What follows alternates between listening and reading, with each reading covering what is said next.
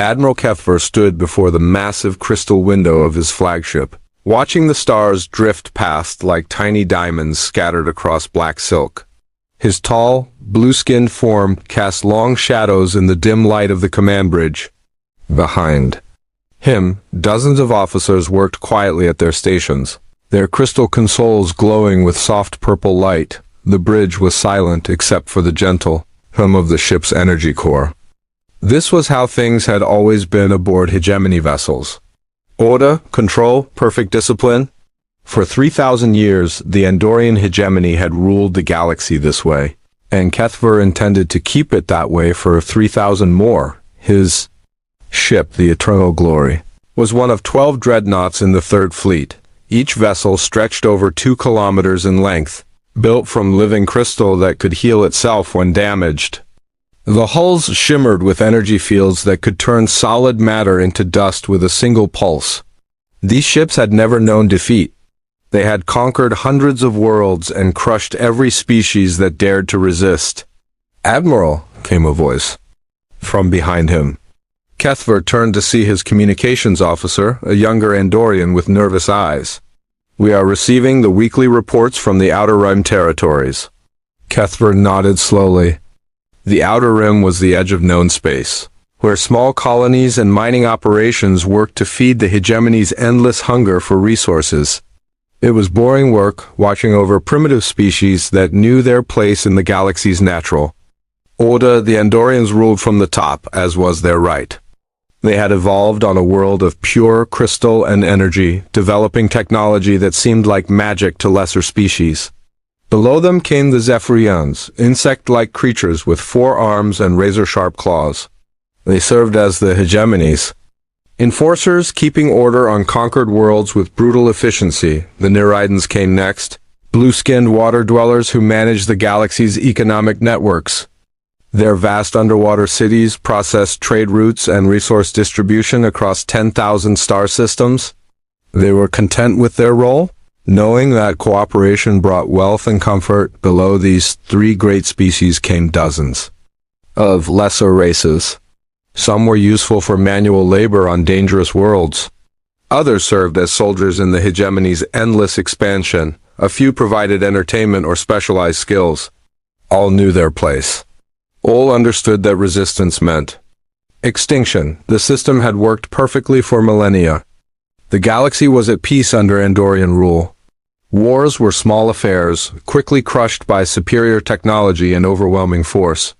Most new species surrendered after seeing a single demonstration of hegemony power. "What news from the Rim?" Kethver asked, settling into his command chair. The seat molded itself to his body, reading his biorhythms and adjusting the ship's environmental systems accordingly. The communications officer hesitated. "Sir, there are unusual reports from Sector 7, Colonial Administrator's report contact with an unknown species." Kethver raised one elegant eyebrow. Unknown species were rare these days. The hegemony's scout fleets had mapped most of the galaxy. Any species advanced enough for space travel had either joined the hegemony willingly or been conquered centuries ago. "Show me the data," he commanded. The main display screen flickered to life, showing a 3-dimensional map of Sector 7. Red dots marked the locations of reported contact. Kethver frowned as he studied the pattern. The contacts were scattered across nearly 20 star systems, all in what the hegemony classified as dead space.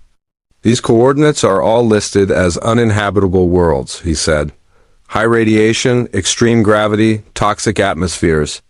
No intelligent species would choose to colonize such places." "That is what makes this so strange, sir," the officer replied. The reports describe settlements and orbital platforms around these hostile worlds. The creatures appear to prefer environments that would kill most known species within hours. Kethver stood and walked closer to the display. The pattern was indeed unusual. Most species sought out garden worlds with comfortable gravity and breathable atmospheres. Even the hardy Zephyrians avoided planets with gravity above 2 standard units. "What do we know about their technology?" he asked. Another officer, this one from the intelligence section, stepped forward. "Very primitive, sir. Our scouts report vessels constructed from crude metals and chemical propulsion systems. No evidence of energy manipulation or crystal technology. They appear to be early-stage industrial, possibly having achieved spaceflight only recently. Kethver almost smiled. Another primitive species, probably just learning to leave their homeworld. It was amazing how many races thought they could simply claim empty systems without permission from the galaxy's rightful rulers. Have they been contacted? According to standard protocols? He asked. Yes, sir. Colonial administrators sent the usual greeting and integration offers. The response was ... unexpected. Explain. The intelligence officer consulted his datapad nervously. The creatures claimed they had never heard of the Andorian hegemony. They stated they were representatives of something called the Terran Colonial Authority and demanded proof of our territorial claims. Now Kethver did smile. It was always amusing when primitive species tried to negotiate from positions of weakness. And their response to our proof? They ... rejected it, sir. They claimed their government did not recognize hegemony authority and cited various primitive legal documents. They demanded we withdraw from what they called human space. The word human was unfamiliar to Kethver, but he filed it away for later study. What mattered now was that another upstart species needed to learn their place in the galaxy's natural order. What designation have the xenobiologists given them? He asked. Classification pending, sir. But preliminary reports suggest Deathworlder Prime. Their preferred environmental conditions are beyond the tolerance range of all known intelligent species. High gravity worlds, radiation levels that would sterilize most planets, atmospheric compositions that are actively toxic. Some reports suggest they actually seek out the most dangerous worlds available. Kethver nodded thoughtfully. Deathworlders were rare but not unknown. Usually they were tough, stupid, creatures good for mining operations in hazardous environments. Their primitive technology suggested they would be easily conquered and put to useful work. How many ships have they deployed? He asked. Scout reports vary, sir. Estimates range from 50 to 200 vessels, mostly concentrated around their primary colony worlds. The ships appear to be heavily armed for their technological level, but with projectile weapons and chemical explosives.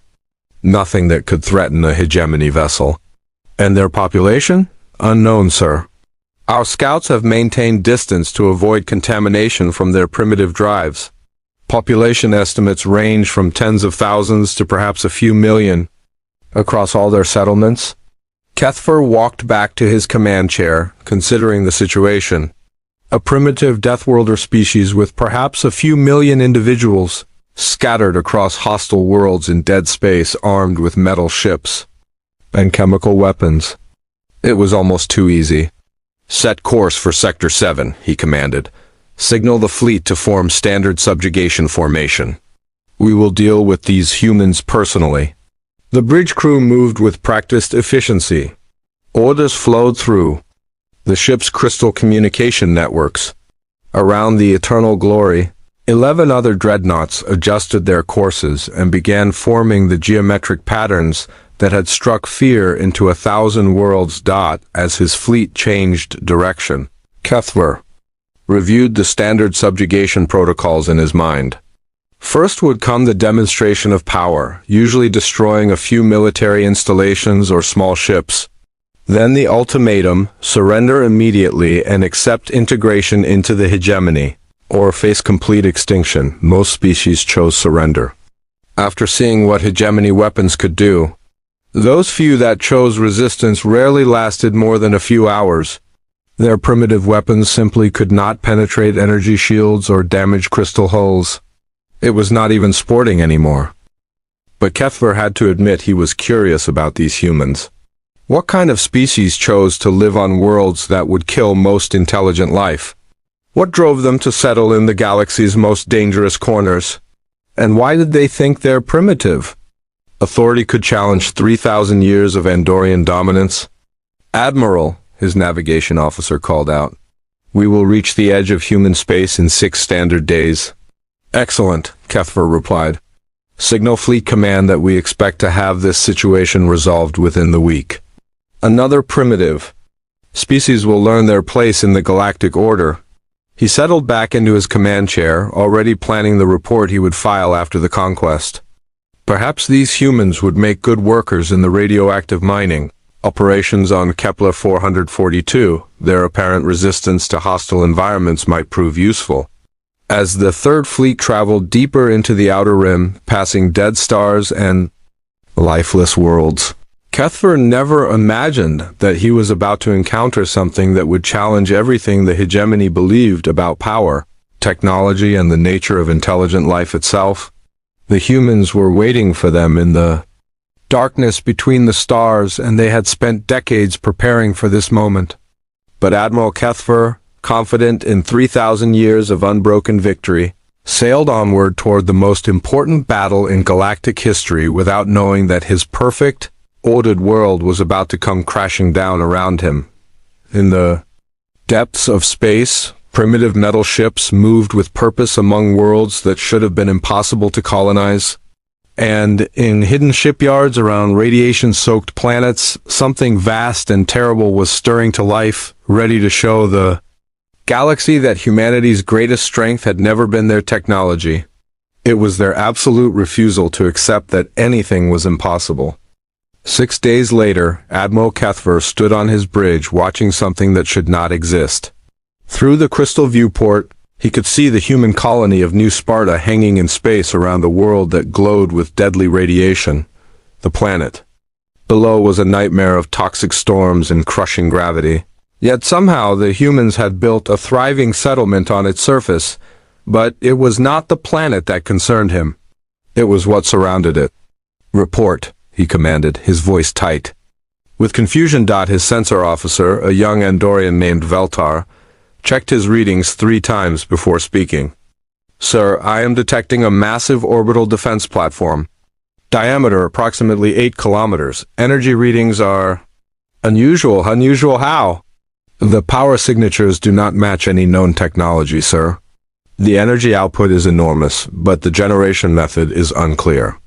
It appears to be some form of fusion reaction, but at scales we have never seen before." Kethver frowned. Fusion power was primitive technology, something most species abandon once they learn to tap into zero-point energy fields. But the readings suggested the humans were using fusion on a scale that rivaled hegemony crystal reactors. "What about their ships?" he asked. 73 vessels detected, sir. They appear to be arranged in defensive formations around the platform and colony. Design is consistent with previous reports, metal construction, chemical propulsion, but sir ... Yes? Some of these ships are much larger than our scouts reported. The biggest one is over 1 kilometer in length. That is larger than most hegemony cruisers. Kethver studied the tactical display with growing unease. The human formation showed a level of coordination that suggested experienced military leadership. Their ships moved in precise patterns, maintaining optimal firing solutions while protecting their civilian assets. This was not the behavior of a primitive species stumbling around in space. "Open communications," he ordered. "Standard subjugation protocol." The communications officer activated the quantum entanglement transmitter. Within seconds, a response came back. The main screen flickered and showed the interior of what appeared to be a human command center. The creature that appeared on screen was unlike anything in the hegemony's extensive xenobiology databases. It was short compared to an Andorian, with pale skin and strange hair growing from its head. But its eyes were what caught Kethver's attention. They were cold, calculating, and showed no trace of fear. "This is Admiral Sarah Mitchell of the Terran Colonial Defense Force," the creature said in perfect galactic standard. "You are trespassing in human space. State your business or withdraw immediately." Kethver was so surprised by the directness that he almost forgot his lines. No primitive species had ever spoken to him with such authority. They usually cowered or begged for mercy. "I am Admiral Kethver of the Andorian Hegemony Third Fleet," he replied, forcing confidence into his voice. "You are occupying territory belonging to the hegemony. By galactic law, you must surrender immediately and submit to integration protocols. The human's expression did not change. "We don't recognize your authority, Admiral. These systems were empty when we arrived. We claimed them legally under the Terran Colonial Charter. If you have documents proving prior ownership, present them, otherwise leave." Kethver felt his skin flush blue with anger. "I am your proof, creature. This fleet represents the power of the hegemony. We have ruled this galaxy for 3,000 years. Your primitive understanding of law means nothing here." 3,000 years? The human leaned back in her chair and actually smiled. "That's interesting. Our deep space surveys found ruins of at least 12 different civilizations in this sector alone, all of them older than your hegemony. All of them extinct. Makes you wonder what happened to them, doesn't it?" The comment hit Kethver like a physical blow. The ruins were classified information, known only to the highest levels of hegemony command. How could these primitives have discovered them? And worse, how had they made the connection that the hegemony had destroyed those civilizations? "You will surrender immediately," he said, his voice harder now. "This is your final warning." The human stood up, and Kethver could see she was wearing some kind of military uniform. Behind her, other humans worked at control stations that looked surprisingly sophisticated for a primitive species. "No," she said simply. "We won't surrender. We won't bow. We won't kneel. If you want our worlds, you'll have to take them. But I promise you this, Admiral, we won't make it easy." The transmission ended abruptly, leaving Kethver staring at a blank screen. In 3,000 years of conquest, no species had ever spoken to the hegemony with such defiance. They either surrendered immediately or begged for mercy while being destroyed. They did not make promises about fighting back. "Sir," his weapons officer called out, "the human platform is powering up some kind of defensive system? Energy readings are spiking across all spectrums. Show me." The tactical display revealed something impossible. The human defense platform was surrounded by a shimmering energy field that pulsed with rainbow colors. The energy readings were off the charts, higher than anything a primitive fusion reactor should be able to produce. "What kind of shield is that?" Kethver demanded. "Unknown, sir. The energy pattern does not match any recorded technology. It appears to be some form of electromagnetic manipulation, but the power requirements would be enormous." Kethver made his decision. These humans needed to learn their place immediately before their defiance could spread to other primitive species in the sector. "Target the defense platform," he ordered. "Single ship, demonstration shot. Low power setting, we will show them what real weapons can do." The Eternal Glory's main disintegration beam charged up with a deep, harmonic hum. The weapon was one of the most powerful in the hegemony arsenal, capable of reducing a mountain to atoms in seconds. Even at low power, it should vaporize any primitive shield these humans had constructed. "Firing," announced the weapons officer.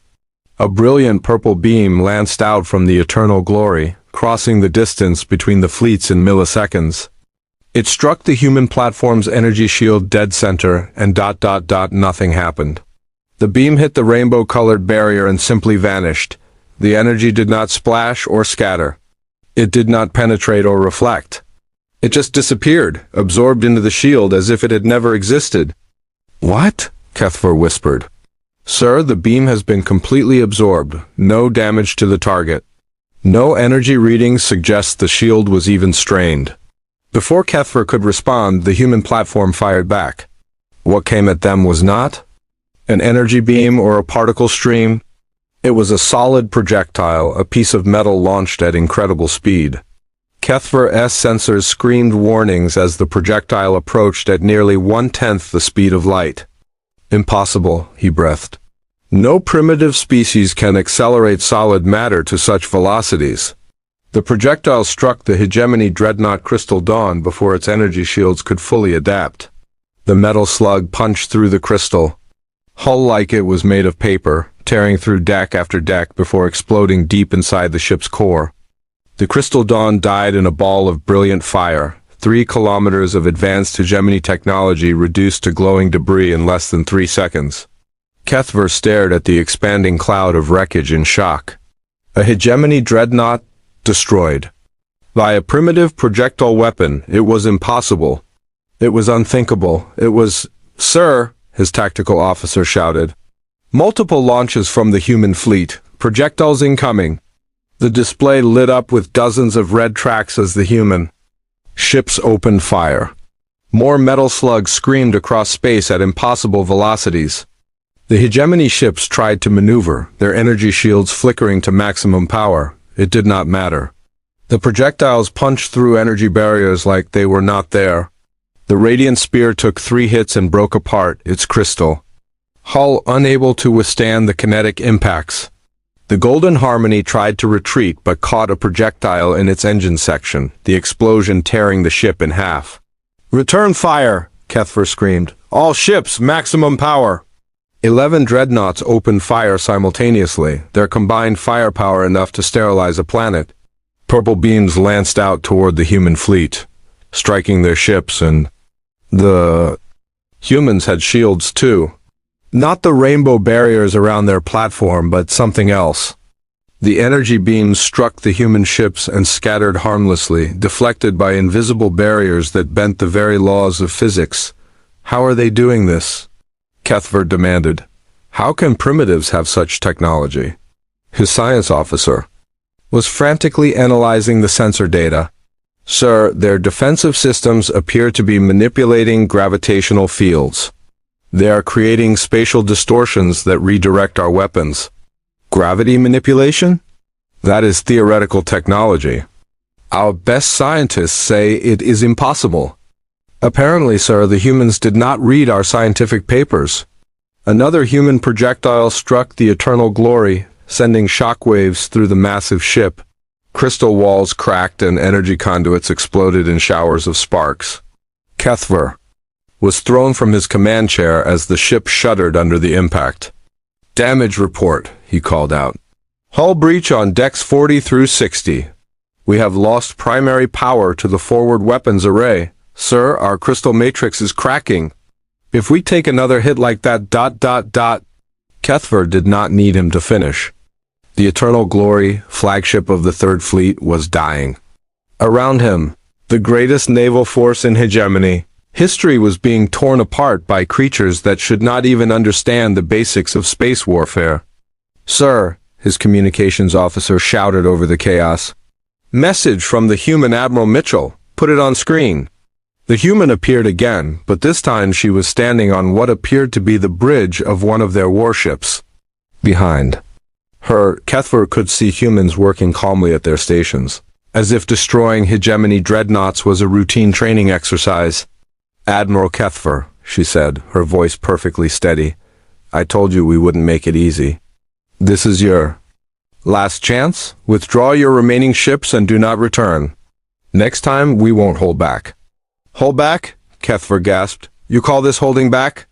"Admiral, you just attacked a colonial defense station with civilians aboard. We've been very restrained. The weapons we're using now are mining equipment and cargo movers. If you want to see our actual military hardware, please, keep fighting." Mining equipment? They were destroying the pride of the hegemony fleet with mining equipment.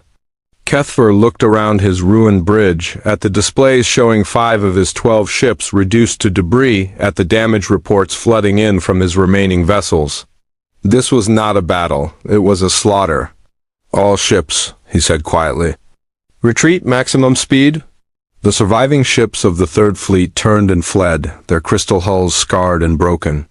Behind them, the humans did not pursue. They simply watched as the most powerful force in the galaxy ran away from a colonial defense station. As the Eternal Glory limped toward hegemony space, Kethver sat in his damaged command chair and tried to understand what had just happened. The humans had weapons that defied physics. They had shields that absorbed energy like it was nothing. They had turned industrial equipment into ship killers. But most terrifying of all, they had acted like this was normal. Like destroying hegemony dreadnoughts was just another day at the office. "Sir?" his communications officer said softly. "What do we tell Fleet Command?" Kethver stared out at the stars and realized that everything he thought he knew about the galaxy was wrong. The humans were not primitives. They were something else entirely. Something that made the hegemony's 1,000 conquered species look like children playing with toys. "Tell them," he said finally, "that we have found something that should not exist, and tell them to send everything we have." Because Kethver had the terrible feeling that this was just the beginning. The Hegemony High Council chamber had not seen such chaos in 1,000 years.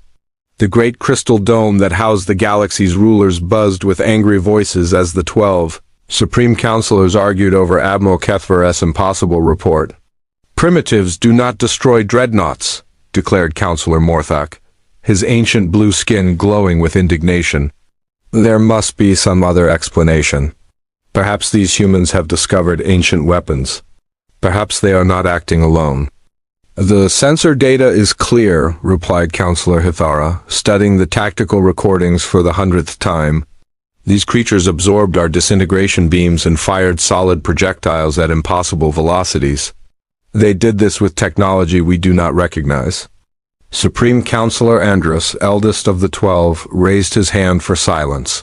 The chamber fell quiet immediately. His voice, when he spoke, carried the weight of 3 millennia of absolute power. "One defeat does not end an empire," he said slowly, "but it cannot be ignored. These humans represent a threat to the natural order. They must be crushed completely so that no other species gets ideas about resistance." He turned to the military coordinator, General Zixtar. "Assemble the subjugation armada. 200 ships, including the Worldbreaker. I want these humans erased from existence." "Sir," General Zixtar said carefully, "Admiral Kethver recommends we study their technology first. Perhaps we can learn." "No." Andrus's voice cut like crystal through steel. "We do not learn from primitives. We destroy them. The hegemony's superiority is absolute. Deploy the armada immediately." Across the galaxy, the greatest military force ever assembled began moving toward human space. The subjugation armada was the hegemony's ultimate weapon, used only when entire star systems needed to be completely eliminated. At its heart was the Worldbreaker, a vessel so massive it had its own gravitational field, capable of cracking planets in half with its primary weapon, but in the Tau Ceti system, hidden in the shadow of a gas giant's radioactive moon, something stirred to life that would change the balance of power forever. Captain Sarah Chun stood in the observation deck of Deep Construction Platform 7, watching as the final sections of humanity's greatest secret were moved into place. The construction yard stretched for dozens of kilometers in every direction, filled with robotic workers and human engineers putting the finishing touches on a project decades in the making. "It's beautiful," said Commander James Park, the platform's chief engineer. "Terrifying, but beautiful." Sarah nodded, unable to take her eyes off the massive shape taking form before them. The TDF Prometheus was not just a ship, it was a statement. 15 kilometers of advanced human engineering, incorporating technology reverse-engineered from a dozen different alien encounters over the past 50 years. The ship's hull was made from metamaterials that bent light around them, making the vessel nearly invisible to most sensors. Its armor was adaptive, learning from each attack and becoming stronger. Its weapon systems combined human innovation with alien technology in ways that would have been impossible just decades earlier. "Status report?" Sarah asked. "Final weapon systems are coming online now," Commander Park replied. "The gravity manipulators are charged and ready. Antimatter magazines are at full capacity. The experimental inertial dampening system is showing green across all boards. And the crew? 50,000 of humanity's best? Every major colony contributed their finest officers and specialists. We also have our alien allies aboard, the Kithara refugees from the hegemony's conquest of their homeworld. The Tauvi miners who escaped the slave worlds, and even a few former hegemony citizens who chose freedom over empire." Sarah smiled grimly. The crew of the Prometheus represented something the galaxy had never seen before. A truly integrated force of different species working together by choice rather than conquest. The aliens who served alongside humans did so because they had witnessed what human determination could accomplish when properly motivated. "Captain," called out Lieutenant Torres from the communications station. "Priority message from Earth Command. The hegemony has launched their response force. Deep space sensors are tracking over 200 ships headed our way. How long until they reach our territory?" 4 days, ma'am. "But Captain, there's something else. Intelligence reports that their flagship is the Worldbreaker.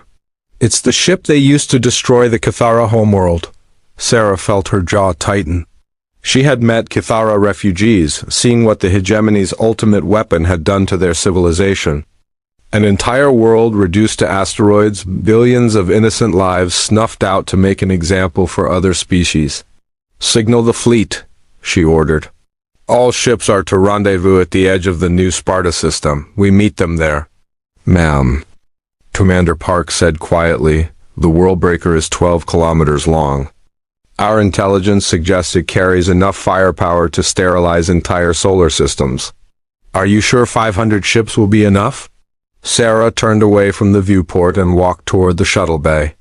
"Commander, in the past century, humanity has learned something very important about fighting impossible odds.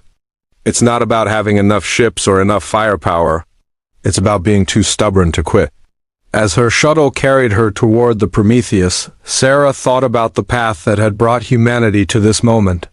First contact with alien life had not been the peaceful encounter that scientists had dreamed about. Instead, humanity had discovered a galaxy ruled by empires that saw other species as resources to be exploited. The first aliens humanity encountered were refugees fleeing hegemony expansion. From them, humans learned about galactic civilization and the brutal realities of interstellar politics. While the hegemony had dismissed these early contacts as unimportant, humanity had been learning, adapting, and preparing. Every piece of alien technology that fell into human hands was studied, improved, and incorporated into new designs. Human engineers had a talent for taking advanced concepts and finding ways to build them with simpler, more reliable methods. Where aliens used energy manipulation, humans used brute force engineering. Where aliens relied on exotic materials, humans found ways to achieve the same results with metamaterials and nanotechnology. The shuttle docked with the Prometheus, and Sarah made her way to the bridge. The command center was a fusion of human efficiency and alien elegance, with holographic displays showing real-time tactical information from across the galaxy. Her crew was already at their stations, preparing for the battle that would determine humanity's future. "Captain on the bridge," announced her first officer, Commander Elena Vasquez. "All systems are ready? We can launch whenever you give the word." Sarah settled into the captain's chair, feeling the ship's AI systems connect with her neural implants. The Prometheus was not just a vessel, it was an extension of her will, a tool of war designed to do what no human ship had ever done before. "Open a channel to Earth Command," she ordered. The main screen flickered, showing the underground command center on Earth where President Martinez and the Terran Defense Council were coordinating humanity's response to the hegemony threat. "Mr. President," Sarah said formally, "the Prometheus is ready for deployment. Request permission to engage the enemy." President Martinez, an old man who had lived through humanity's first encounters with hostile aliens, nodded slowly. "Captain Chun, you carry the hopes of our entire species. Show the galaxy that humanity will not be conquered." "Understood, sir. We'll make them remember this day." The transmission ended, and Sarah turned to her crew. These were humanity's finest veterans of the Proxima Wars, survivors of alien raids, engineers and scientists who had spent their lives preparing for this moment. They came from every nation on Earth, every colony in human space, united by a single purpose. "Helm, take us out," she ordered. The Prometheus began to move, its massive bulk sliding out of the construction yard with surprising grace as it cleared the station. The ship's adaptive camouflage activated, bending light around its hull until it became nearly invisible against the stars. But as they traveled toward the rendezvous point, the ship's movement created gravitational anomalies that rippled through subspace. every species within 100 light-years with the technology to detect such disturbances suddenly knew that something enormous was moving through their galaxy. On the bridge of a Nereid trade ship, Captain Silthara watched her sensors spike, with readings that should not exist. What could create such gravitational disturbance? She wondered aloud. Her science officer checked the readings 3 times before responding. Captain, the mass displacement suggests something at least 15 kilometers in length, moving at significant sublight velocity, but there's nothing in our databases that matches this signature. Similar conversations were happening on ships throughout the galaxy. The Zephyrian enforcement fleet detected the anomaly and immediately began investigating. Independent traders changed course to avoid whatever massive object was moving through space. Even the hegemony's own deep space monitoring stations registered the disturbance and sent urgent reports to their commanders, but by the time anyone could respond, the Prometheus had reached its destination. Sarah stood on her bridge watching as 500 human warships took formation around her vessel. Every ship in the Terran Defense Fleet was present, cruisers, destroyers, carriers, and support vessels all working together in perfect coordination. Captain, reported her tactical officer, long-range sensors are detecting the Hegemony Armada. They'll be here in 18 hours. Good, Sarah replied. That gives us time to prepare one final surprise for our guests. She activated the ship's internal communication system, her voice reaching every member of the 50,000 crew aboard the Prometheus. Attention all hands. In 18 hours we will face the largest military force in galactic history. They come here expecting to find primitives with simple weapons. Instead, they will discover that humanity's greatest strength was never our technology. She paused, looking out at the fleet surrounding her ship. Our strength is our refusal to accept the impossible. Our strength is our ability to adapt and overcome. Our strength is our unwillingness to kneel before anyone who claims to be our master. Throughout the ship, humans and aliens worked side by side, preparing weapons that had never been tested in combat, calibrating systems that pushed the boundaries of known physics and readying themselves for a battle that would echo through galactic history. They think they know what we are, Sarah continued. They think we are just another primitive species to be conquered and enslaved. Tomorrow, we show them what humanity really is. We show them what happens when you threaten our families, our homes, our freedom.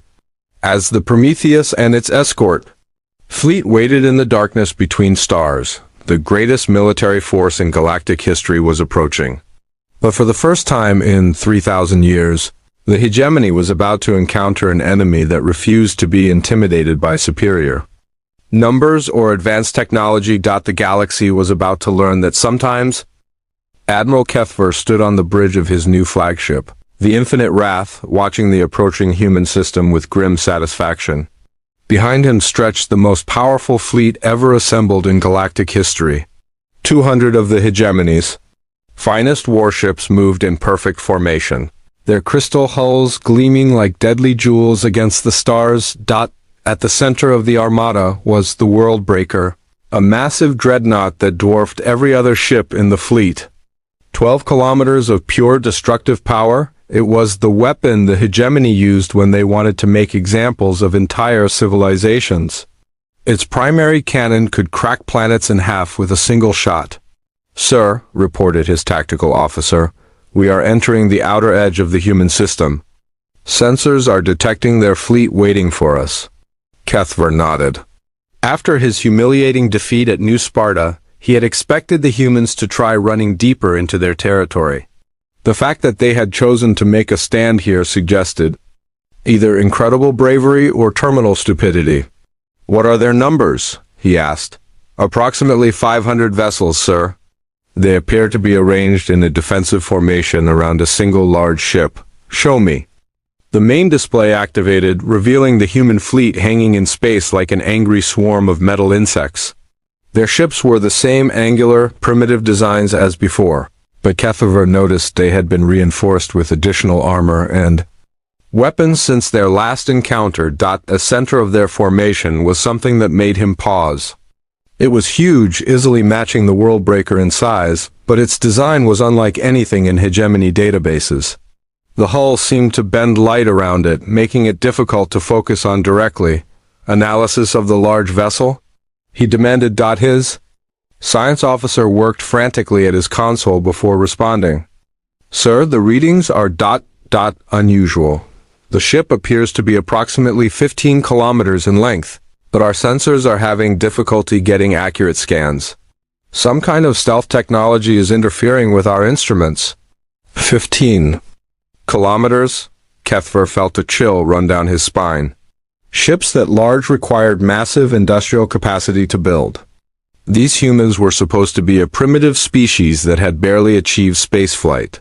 Sir, his communications officer called out, the humans are broadcasting on all frequencies. Put it through. The face that appeared on the screen was the same human female who had defied him at New Sparta. Admiral Sarah Mitchell looked calm and confident, showing no fear despite being outnumbered 4-1. Admiral Kethver, she said. I remember you. You're the one who ran away after we destroyed half your fleet with mining equipment. Angry murmurs rippled through the bridge. No one had ever spoken to a hegemony admiral with such disrespect. I am here to correct that mistake, Kethver replied coldly. Surrender now, and your deaths will be quick. You know, the human said, leaning back in her chair, we've been studying your people for 50 years. We know about the 12 civilizations you wiped out. We know about the slave worlds. We know about the Worldbreaker and what you did to the Kithara homeworld. She stood up, and Kethver could see other humans working calmly at their stations behind her. We also know that no one has ever fought back successfully. Well, Admiral, today that changes. Today you learn that some species refuse to kneel. The transmission ended, leaving Kethver staring at a blank screen. Around him, his officers waited for orders. All ships, he commanded. Attack formation, destroy them all. The subjugation armada spread out into its traditional overwhelming assault pattern, energy weapons charged to maximum power. Crystal hulls gleamed with deadly purpose. This was how the hegemony had conquered 1,000 worlds, but as they closed the distance to the human fleet, something strange happened. The large ship at the center of the human formation began to change. Its hull rippled like liquid metal, and weapons emerged from hidden compartments all along its massive length. Sir, his tactical officer called out urgently. That ship, it's not just large. It's armed with weapons we don't recognize. Energy signatures are off the charts. Before Kethver could respond, the human ship fired. The first weapon was something the hegemony had never seen before. Instead of an energy beam or particle stream, space itself seemed to twist and fold. A dozen hegemony cruisers simply disappeared, not destroyed, not vaporized. They ceased to exist as reality bent around them and crushed them out of existence. What was that? Kethver screamed. Gravity manipulation, sir. They're creating localized singularities. The ships were pulled apart by tidal forces. The human ship fired again, and another section of the hegemony formation vanished into twisted space. Ships that had ruled the galaxy for 3,000 years were being erased from existence by weapons that shouldn't be possible. Return fire. All ships. Maximum power. 180 hegemony warships opened fire simultaneously. The combined energy output was enough to boil the oceans of a dozen worlds. Purple beams of pure destruction lanced across space toward the human fleet. The beams struck the large human ship and simply stopped. Not deflected, not absorbed, but stopped. The energy hung in space for a moment, then began flowing back toward the ship's hull, disappearing into systems that defied understanding. Impossible, Kethver whispered. No shield can absorb that much energy. The human response was swift and terrible. The large ship's secondary weapons came online, and Kethver realized with horror that he was looking at antimatter torpedoes. Not the small tactical warheads used by primitive species, but massive strategic weapons that carried the destructive power of small stars. The first torpedo struck the eternal radiance, and the entire ship simply ceased to exist in a ball of perfect annihilation. The second hit the crystal harmony, erasing it from reality so completely that not even debris remained. "Evasive maneuvers," Kethver ordered. "All ships, scatter." But the humans had planned for this. As the hegemony ships broke formation, the smaller human vessels opened fire with the same projectile weapons that had devastated the Third Fleet, but these were not mining charges. These were purpose-built ship killers, fired from magnetic accelerators the size of city blocks. The projectiles punched through crystal hulls like they were made of paper. Ships that had never known defeat were torn apart by chunks of metal, moving at impossible speeds. The Radiant Dawn tried to retreat but caught 3 projectiles in its engine section, the kinetic impacts shattering its crystal matrix completely. "Sir," his science officer called out in panic. "The human weapons are adapting. Each shot is more effective than the last." Kethver watched in horror as his fleet was systematically destroyed. The humans were not fighting like any species in recorded history. They were learning from each engagement, adapting their tactics in real time, finding weaknesses in hegemony technology that no one had ever exploited before. "Signal the world breaker," he ordered desperately. "Tell them to target the large ship with the planet killer." The massive dreadnought turned its primary weapon toward the human vessel. The planet cracker charged up with a deep harmonic resonance that could be felt through the hulls of every ship in the fleet.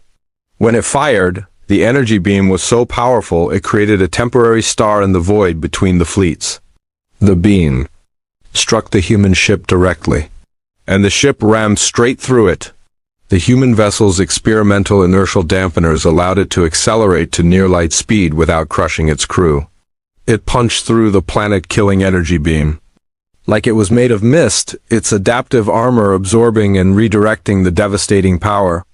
The World Breaker had seconds to register what was happening before 15 kilometers of human engineering struck it at a significant fraction of light speed. The impact created a brief new sun as matter and antimatter mixed in ways that physics barely allowed. When the light faded, the pride of the hegemony fleet was gone, reduced to expanding plasma that would glow for decades. But impossibly, the human ship emerged from the other side of the explosion, its hull scarred but intact. It had survived a collision that should have destroyed both vessels. "How?" Kethver gasped. "How is that possible?" "Sir," his tactical officer reported in a shaking voice, "that ship appears to have some kind of structural integrity field. It's holding together through forces that would tear apart any normal vessel." Around the human flagship, the rest of their fleet continued the slaughter. Hegemony ships tried to retreat but found their escape routes cut off by human vessels that moved with impossible coordination. Every time a crystal ship tried to flee, it found itself facing weapons that had learned its weaknesses and adapted to exploit them. The infinite wrath shuddered as projectiles began impacting its hull. Kethver felt the ship dying around him as human weapons found weak points in crystal matrix that shouldn't exist. "Sir," his communications officer called out desperately. "The humans are broadcasting again. Put it through." Admiral Sarah Mitchell appeared on screen again, but this time she was standing on what was clearly the bridge of the massive human warship. Behind her, Kethver could see humans and aliens working together at control stations, coordinating the destruction of his fleet with calm efficiency. "Admiral Kethver," she said, "your world breaker is dead. Half your fleet is debris. The other half will be scrap metal within the hour. Do you want to know why you're losing?" Kethver said nothing, staring at her with growing terror. "You rely on superiority," she continued. "You expect your enemies to be intimidated by your power. You've never fought anyone who refused to be impressed by your reputation." The human ship fired again, and 3 more hegemony cruisers vanished into twisted space. "We don't care how advanced you are. We don't care how many worlds you've conquered. We don't care about your 3,000 years of dominance. We care about one thing, protecting our people, and we'll do whatever it takes to accomplish that." Behind her, tactical displays showed the systematic destruction of the subjugation Armada. The greatest military force in galactic history was being torn.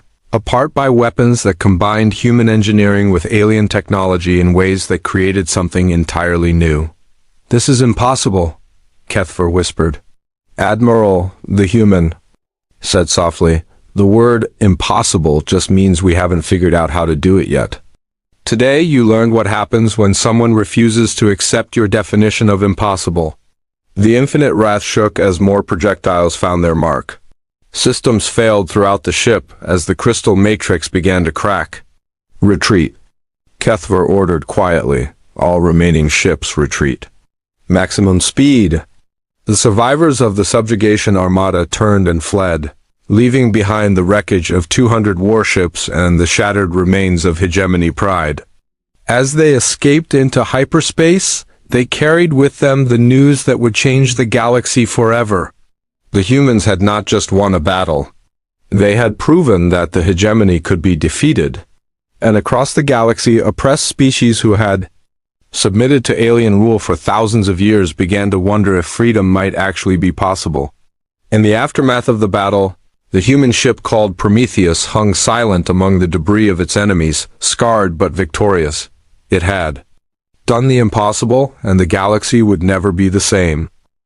News of the subjugation armada's destruction spread across the galaxy like wildfire. Within hours, every major communication network was buzzing with impossible reports. The hegemony's greatest fleet destroyed. The Worldbreaker erased from existence. 200 ships reduced to debris by a species that most galactic citizens had never heard of. On the crystal world of Andor Prime, Supreme Counselor Andros stood in his private chamber, staring at the tactical reports with growing disbelief. The holographic displays showed the aftermath of the battle in stark detail.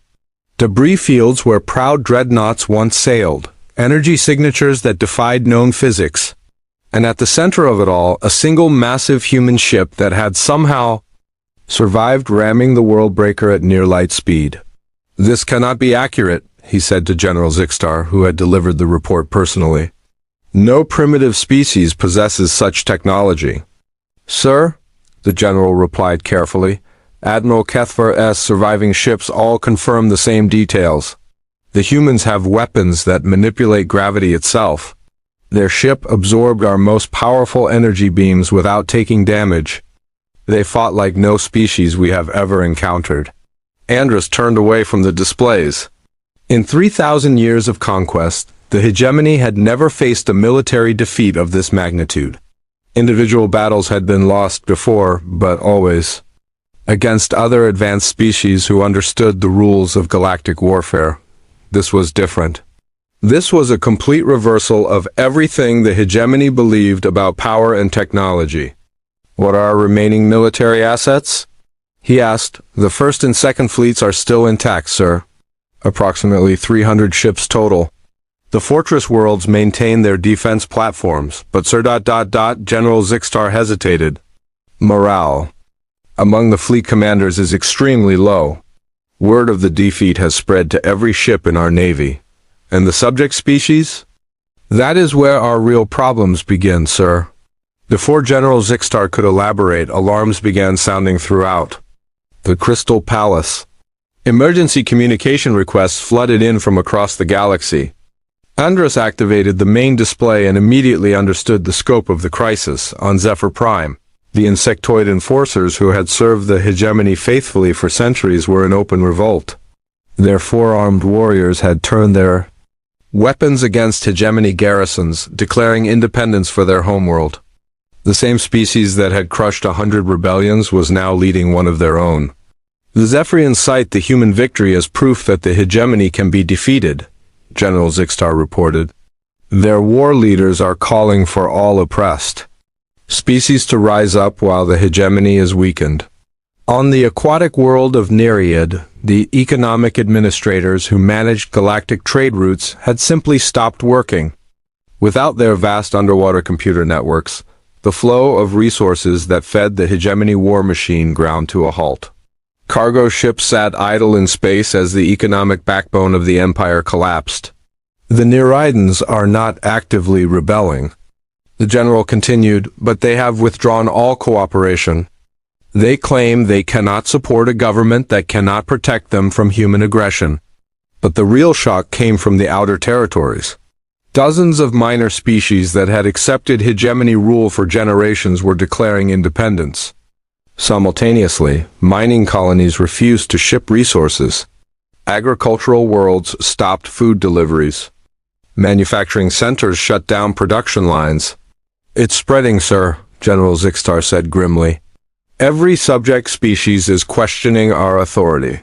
Some are fleeing toward human space, claiming they want protection from the species that defeated our greatest fleet." Andrus watched the galaxy burn on his displays and felt something he had never experienced before: fear. Not fear of death, but fear of irrelevance. The hegemony's power had always rested on the belief that resistance was impossible. Now the humans had proven otherwise, and that belief was crumbling everywhere. "Signal the remaining fleets," he ordered. "Full mobilization. We will crush these rebellions and then deal with the humans personally." "Sir," General Zixtar said quietly, "our intelligence reports suggest the humans are not pursuing military conquest. Their ship, the Prometheus, has begun what appears to be a diplomatic tour of the galaxy." "Explain." "They are visiting worlds that have declared independence from the hegemony. Not to conquer them, sir, but to offer protection and alliance. They are building a coalition of free species united against our rule." The display shifted to show the impossible sight of the massive human warship in orbit around the Cathara, refugee world of Haven. The crystalline beings who had fled their destroyed homeworld were meeting with human diplomats, forming agreements. That would have been unthinkable just days before. Captain Sarah Chun stood on the observation deck of the Prometheus, watching shuttlecraft ferry refugees from the surface of Haven to the human fleet. The Cathara survivors moved like living crystal sculptures, their bodies reflecting light in patterns that conveyed complex emotions. Many of them were weeping with joy. "Captain," said Commander Elena Vasquez, approaching with a datapad, "the Cathara Council has officially requested membership in the Terran Alliance. They're offering their crystal-growing technology in exchange for protection from hegemony retaliation." Sarah nodded, still watching the shuttles. "What's our status with the other worlds?" 17 independent systems have joined the Alliance in the past week. The Zephyrians are sending a formal delegation. Even some of the minor hegemony member species are secretly reaching out through back channels. It was extraordinary, Sarah thought. In one battle, humanity had not just defeated the galaxy's greatest military force. They had shattered the psychological foundation that kept billions of beings in chains. The hegemony's power had always depended on the belief that resistance was futile. Now that belief was gone. "Captain," called out Lieutenant Torres from the communications station. "Priority message from Earth Command. President Martinez wants to speak with you directly." The main screen flickered to life, showing the familiar underground command center on Earth. President Martinez looked older than when she had last seen him, the weight of recent events clear on his face. "Captain Chun," he said, "I've been reviewing the galactic situation reports. What you've accomplished is remarkable, but I'm concerned about the long-term implications. Sir, we've become the center of a galactic revolution. Dozens of species are looking to us for leadership against the hegemony. That's a responsibility we never asked for." Sarah considered his words carefully. It was true that humanity had never sought to become galactic liberators. They had simply refused to surrender when threatened. But the consequences of that refusal were spreading far beyond what anyone had anticipated. "What are your orders, sir?" she asked. "Continue the diplomatic mission, but remember our primary goal. We want to protect human colonies and establish peaceful coexistence. We're not trying to build an empire of our own."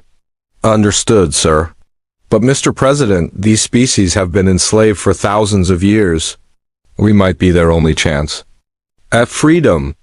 Martinez was quiet for a moment, clearly struggling with the magnitude of the decision before him. "Captain, use your judgment. Help where you can, but don't commit humanity to conflicts we can't sustain. We're still just one species." among thousands. The transmission ended, leaving Sarah to contemplate the impossible situation they found themselves in. Humanity had wanted only to be left alone to develop their colonies in peace. Instead, they had become the focal point of the largest rebellion in galactic history. "Captain," Commander Vasquez said softly, "long-range sensors are detecting hegemony. Fleet movements. It looks like they're mobilizing their remaining forces. How many ships?"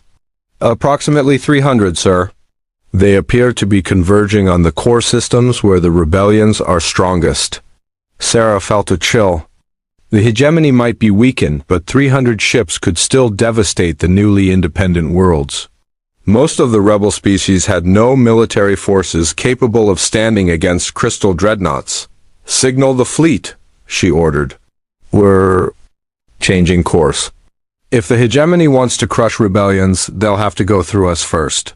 As the Prometheus and its escort fleet began moving toward the core systems, something unprecedented happened across the galaxy. Species that had never cooperated before began working together. Zephyrian warriors provided security for Nereid trade networks. Kithara engineers shared crystal-growing technology with human colonies. Dozens of minor species contributed resources and knowledge to the growing alliance. For the first time in galactic history, cooperation was spreading faster than conquest. The hegemony's response was swift and brutal. Their remaining fleet struck at rebel worlds with overwhelming force, trying to crush the uprising before it could spread further. But everywhere they went, they found human ships waiting for them. Not just the Prometheus, but hundreds of vessels that had been upgraded with hybrid human-alien technology. The battles were fierce but brief.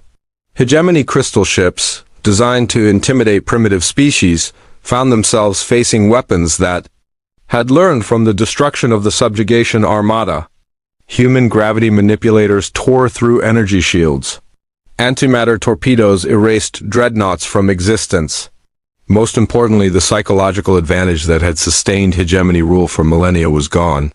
Within 6 months, the galactic communication networks fell silent. Not from fear, but from chaos. The old order was collapsing faster than anyone could track. Independent governments sprang up on hundreds of worlds. Trade routes reorganized around cooperation rather than exploitation.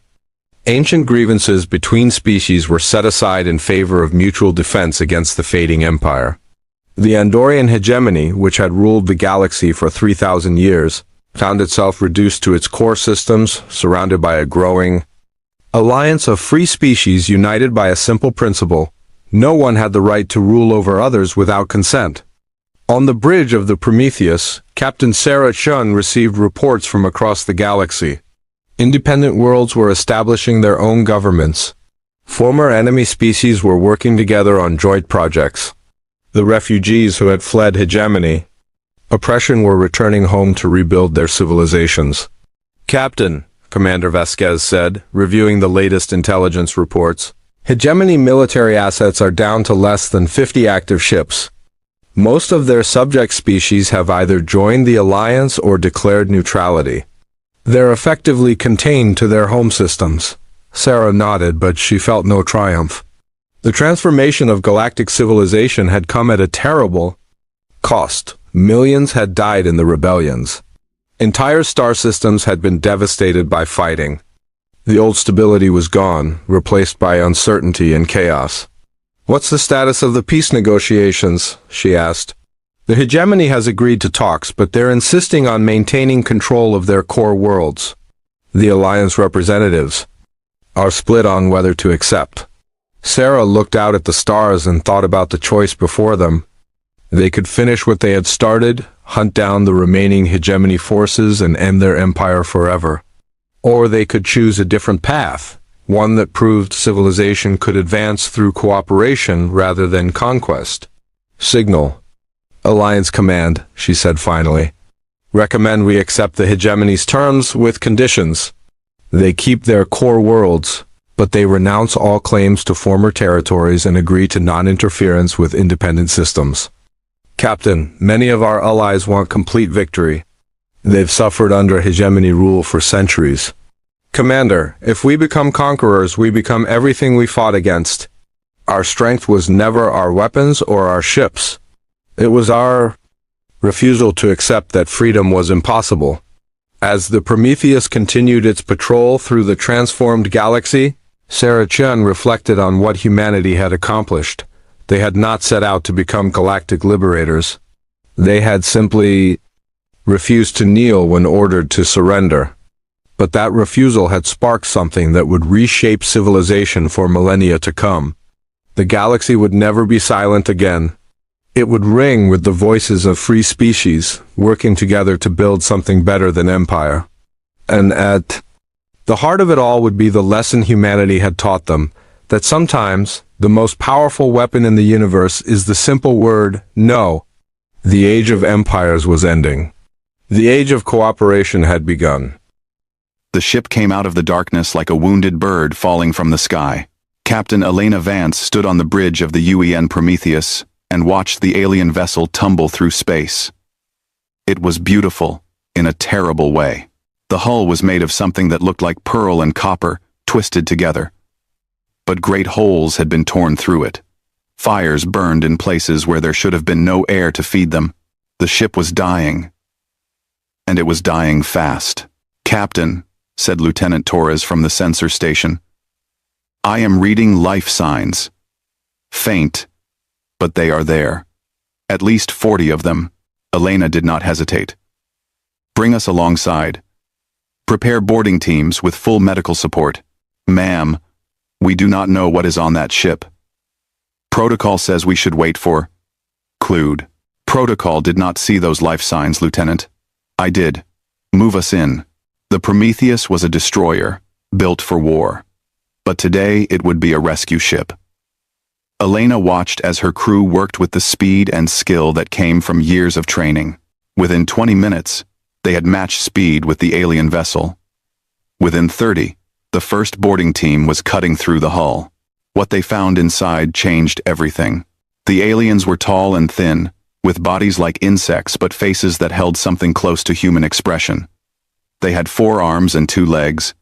Their skin was a deep blue that shifted to purple in certain light, and they were terrified. Not of the humans who had come to save them. They were terrified of something else. Something that was not there. The leader of the aliens was old. Elena could tell by the way the others looked at him, by the slow and careful way he moved. His name, she would learn later, was Sithrix. He was what his people called an elder, and he had lived for over 300 years.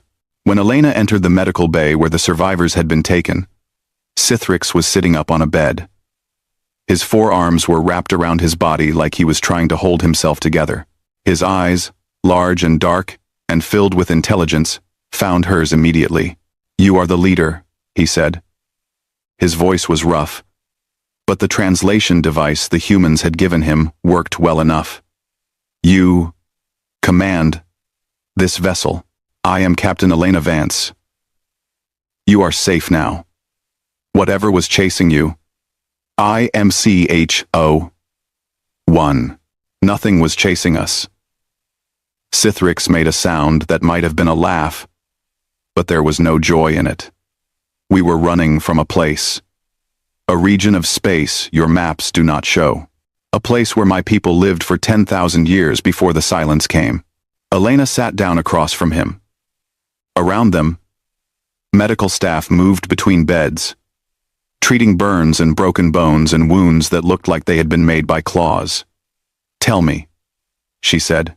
And Sithrix told her. The galaxy, he explained, was not empty. It was full of life. Thousands of species had spread across millions of worlds, building civilizations that had lasted longer than humanity had existed. They called their union the Dominion. It was not an empire built on conquest. It was a coalition built on survival.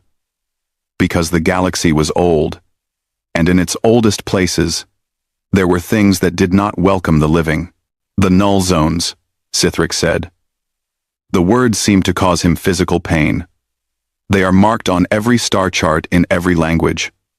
Red zones. Forbidden zones. Places where ships go and never return.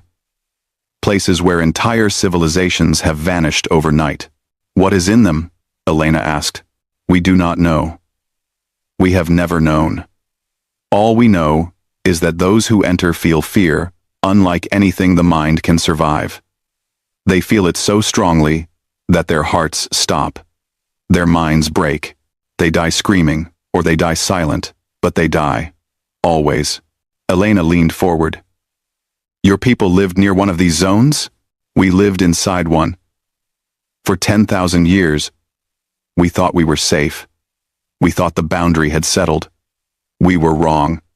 Cithrix's voice dropped to a whisper. 3 months ago, the zone expanded. It swallowed our colonies one by one. Billions of my people. Gone. Not killed by weapons or disease. Killed by fear itself. The room was quiet. Elena could hear the hum of the ship around her. The soft beeping of medical equipment. The distant sounds of her crew going about their work. Normal sounds. Safe sounds. But Cithrix's words had put a crack in that safety. How did you survive? She asked. We ran. We ran faster than we have ever run. And we did not look back. He met her eyes. You do not understand yet, Captain. You are young. Your species is young. You have not learned what the rest of the galaxy knows. What do we not know? That fear is not something you feel. Fear is something that kills. And when the Dominion learns that you exist, they will come to warn you. They will come to teach you. They will come to teach you.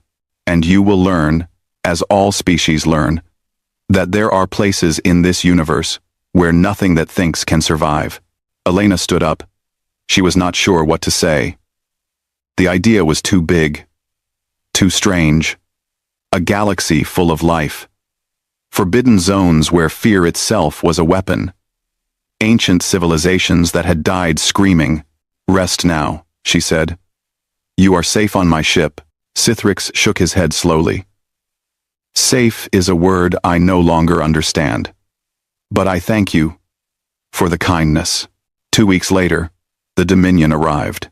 Elena had sent her report to Earth Command.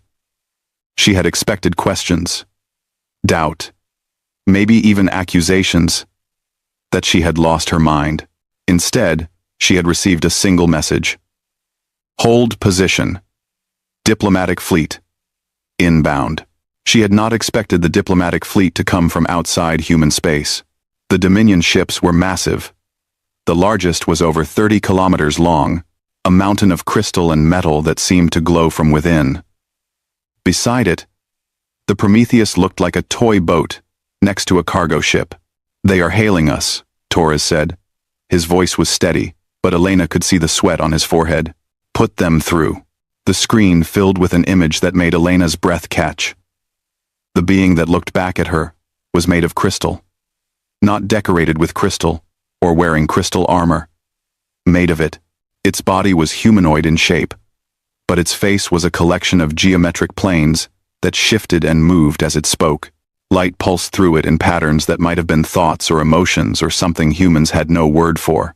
I am Archon Vethkal, the being said. Its voice was like wind chimes in a storm. I speak for the Dominion High Council. We have received your transmission about the Velkari refugees. They are under my protection, Elena said. She was surprised by how calm her voice sounded. We do not wish to harm them.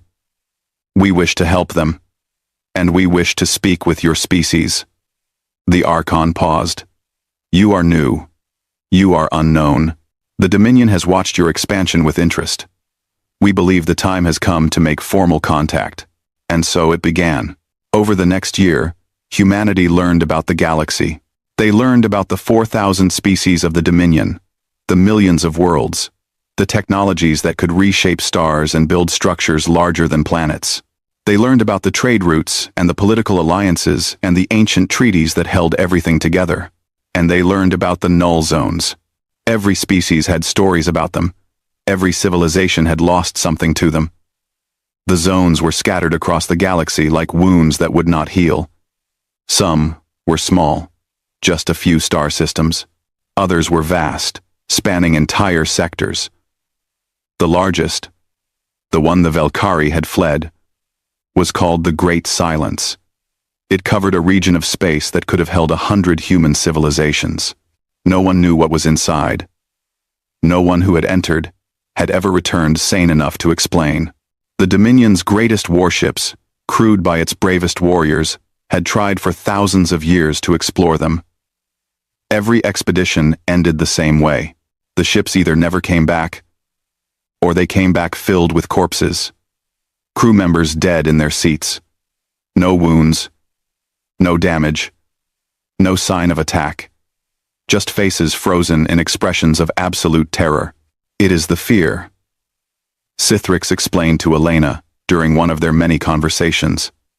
He had become something like an advisor to her, helping her understand the galaxy she was now a part of. That is what we call it. Not a creature, not a weapon, just fear, so pure and so powerful that the mind cannot survive it. And no one has ever figured out what causes it? Many have tried. All have failed. The fear does not negotiate. It does not explain. It simply is. The Dominion offered humanity a choice. They could join the coalition and accept its protections and responsibilities, or they could remain independent, outside the structures that governed galactic civilization. There was no threat, no pressure, just an option. Humanity spent a year debating. There were those who wanted nothing to do with alien politics. There were those who saw opportunity. There were those who were afraid, and those who were curious, and those who simply wanted to be left alone. In the end, the vote was close. 53% in favor of joining. And so humanity became the 4001st species of the Dominion. But membership came with a requirement. Every new species had to prove their worth. They called it the right of contribution. Humanity had to offer something that no other species could provide. It could be technology, or art, or philosophy, or science. It could be a service, or a skill, or a new way of thinking. Ambassador David Chen was tasked with finding humanity's contribution. He was a small man with tired eyes, and a mind that never stopped working. He had been a diplomat for 30 years, and he had thought he understood negotiation. The Dominion taught him how little he knew. For months, he studied the other species. He learned what they valued, what they needed, what they lacked, and slowly, a picture began to form. The Dominion was powerful. The Dominion was ancient. The Dominion had technologies that humanity could not even begin to understand. But the Dominion was also afraid. Not of enemies or disasters or war. They were afraid of the null zones. They were afraid of the fear. And that fear had shaped everything about them. Chen requested a meeting with Archon Vethkal. The crystal being received him in a chamber that seemed to be carved from a single diamond.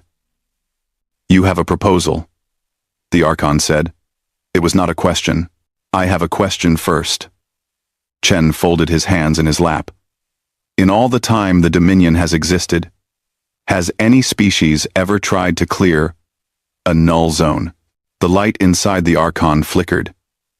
Many have tried. All have failed. And the failures, they were caused by fear? The crews could not handle what they felt inside the zones? No, that is correct. Chen nodded slowly. Then I have a proposal. Humanity would like to attempt what others have failed to do. We would like to enter a null zone and find out what is inside. The silence that followed was long enough to make Chen wonder if he had made a terrible mistake. Then the Archon spoke.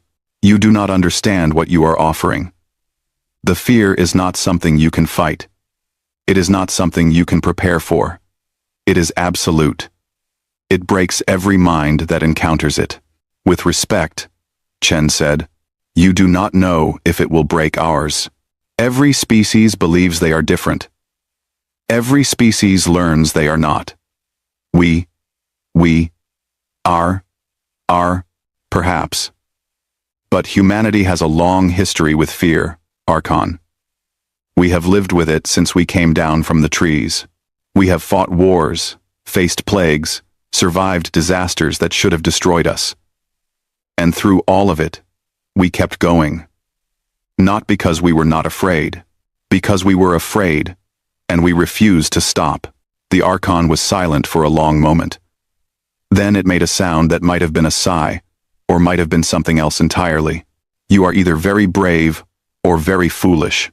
Probably both, Chen smiled. But we would like the chance to find out which. The Archon rose from its seat.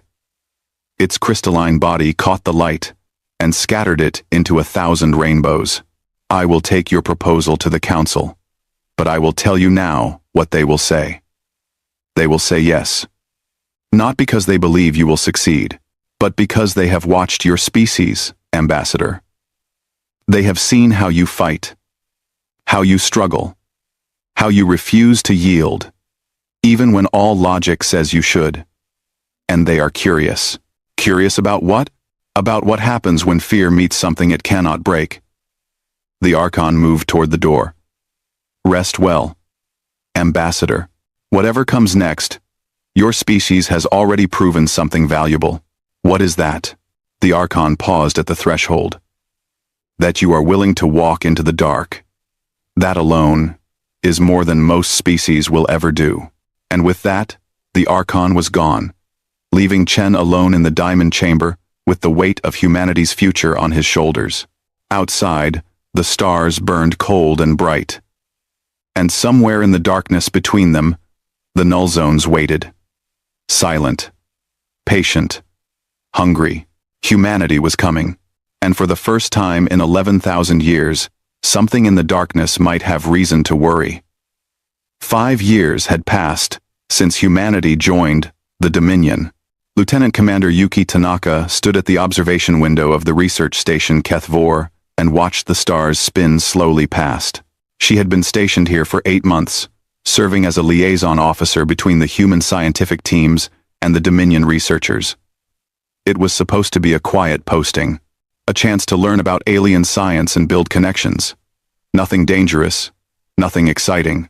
She had been wrong about that. The station orbited a gas giant at the edge of known space. Beyond it, visible only as a darkness where stars should have been, lay the boundary of a null zone. The researchers here studied that boundary. They measured it. They watched for changes. They tried to understand what made the zones expand and contract. They never went inside. That was the rule. The most important rule. Yuki had spent her months here learning everything she could about the Dominion species. She had worked alongside the Velkari, with their 4 arms and their careful movements. She had spoken with the Archons, those crystal beings who seemed to know everything and explain nothing. She had shared meals with the Tereshi, a species that looked like walking trees and spoke in voices like rustling leaves. And she had noticed something strange. It started as a small thing. During an emergency drill, a coolant pipe had burst in one of the lower levels. Nothing serious, just a maintenance issue. But the response of her alien colleagues had surprised her. They had not simply moved away from the danger. They had frozen. Their bodies had locked up. Their eyes had gone wide and blank. For almost a full minute, they had stood there like statues while the coolant sprayed across the floor. Yuki had been the one to shut off the valve. She had been the one to call for cleanup. And afterward, she had been the one to sit with a young Velkari technician who could not stop shaking. I do not understand, the technician had said. My body would not move. I told it to move, but it would not listen. That is fear, Yuki had said. It happens to everyone. But you moved. You were not frozen. Yuki had not known what to say to that. She had been afraid. The hissing of the coolant, the alarm sounds, the chaos, all of it, had made her heart race and her hands shake. But she had moved anyway. She had not even thought about it. You saw a problem, you fixed it. That was how she had been raised. After that incident, she started paying attention. And the more she watched, the more she understood. The Dominion species were not like humans. They looked different, of course, with their various shapes and sizes and colors. But the difference went deeper than that. The difference was in their bones, in their blood, in the very structure of their minds. They had all evolved as prey. Yuki discovered this during a late-night conversation with Dr. Seleth, a Tereshi biologist who had been studying comparative evolution for centuries. It is the great commonality, Seleth had explained. His voice rustled like wind through autumn leaves. Every species in the Dominion evolved on worlds where they were hunted. We developed intelligence not to hunt, but to hide. Not to chase, but to flee. Our ancestors survived because they were afraid. Fear kept them alive. 2, 3. But humans evolved as hunters, Yuki said. We were predators. Yes. We have studied your evolutionary history with great interest. It is unusual. Your ancestors were prey once. Small creatures hiding from larger ones. But somewhere along the way, you changed. You became hunters. You learned to chase instead of flee. You learned to face danger instead of running from it. Does that matter? Seleth's bark-like face shifted into what might have been a smile. When a Dominion species feels fear, their bodies react in ancient ways. They freeze. They hide. They wait for the danger to pass. This response is not a choice. It is built into our nervous systems at the deepest level. And humans? Humans feel fear. But your response is different. You do not freeze. You fight. Or you run. But you act. You move through the fear instead of being trapped by it. Yuki thought about this for a long time after that conversation. She thought about all the times she had been afraid in her life. The car accident when she was 17. The first time, she went into space. The emergency on her first ship when the hull had been breached and 3 of her friends had died. She had been terrified every time, but she had kept moving. She had done what needed to be done. She had never realized that this was special. She had always assumed everyone was the same. The alarm came on a Tuesday. Yuki was in the mess hall eating breakfast when the station shook. The lights flickered. A sound like tearing metal echoed through the corridors. And then the announcement came, in that calm, automated voice that somehow made everything worse. Attention all personnel. The null zone boundary has shifted. Repeat. The boundary has shifted. All sections prepare for immediate evacuation. Yuki was on her feet before the announcement finished. Around her, the Dominion researchers were frozen. Some had dropped their food. Some were sitting perfectly still, their eyes wide and empty. The fear response had taken them, as it always did. She did not waste time trying to shake them out of it. She ran for the command center. The scene there was chaos. Or rather, it was the opposite of chaos. It was stillness. A dozen Dominion officers stood at their stations like statues. Only a few were moving, and their movements were slow and clumsy, like they were fighting through deep water. Report, Yuki said, grabbing the shoulder of the nearest officer, an Archon whose crystal body had gone dark. The zone, the Archon whispered. It expanded. Sections 7 through 12 are inside the boundary now. We have lost contact. Yuki pulled up the station schematic on the nearest screen. Her heart dropped. Sections 7 through 12. The engineering levels. The power core. And 17 human engineers who had been doing maintenance down there. We need to evacuate those sections, she said. We cannot. The Archon's voice was barely audible. The boundary. Nothing can enter and return. Protocol is to retreat. To save what can be saved. There are people down there. They are lost. Protocol is clear. We do not enter the zones. Ever. Yuki stared at the schematic. The boundary was marked in red. A line that cut through the station like a wound. On one side, safety. On the other side, the unknown. The feared. The silence. The feared. The silence. She activated her communicator. Yuki to UEN Relentless. Do you read? The response came through static, but she could hear the voice of Captain Marcus Webb underneath it. Relentless here. We see the situation, Commander. The fleet is preparing to evacuate the station. Captain, We have 17 of our people trapped beyond the boundary. A pause. Then, I see them on sensors. Life signs are still strong. Then we have to get them out. Another pause. Longer this time. Yuki could imagine Webb on his bridge, staring at the same data she was looking at, doing the same math. The Dominion fleet was already pulling back. Protocol demanded it. No one entered the null zones. No one.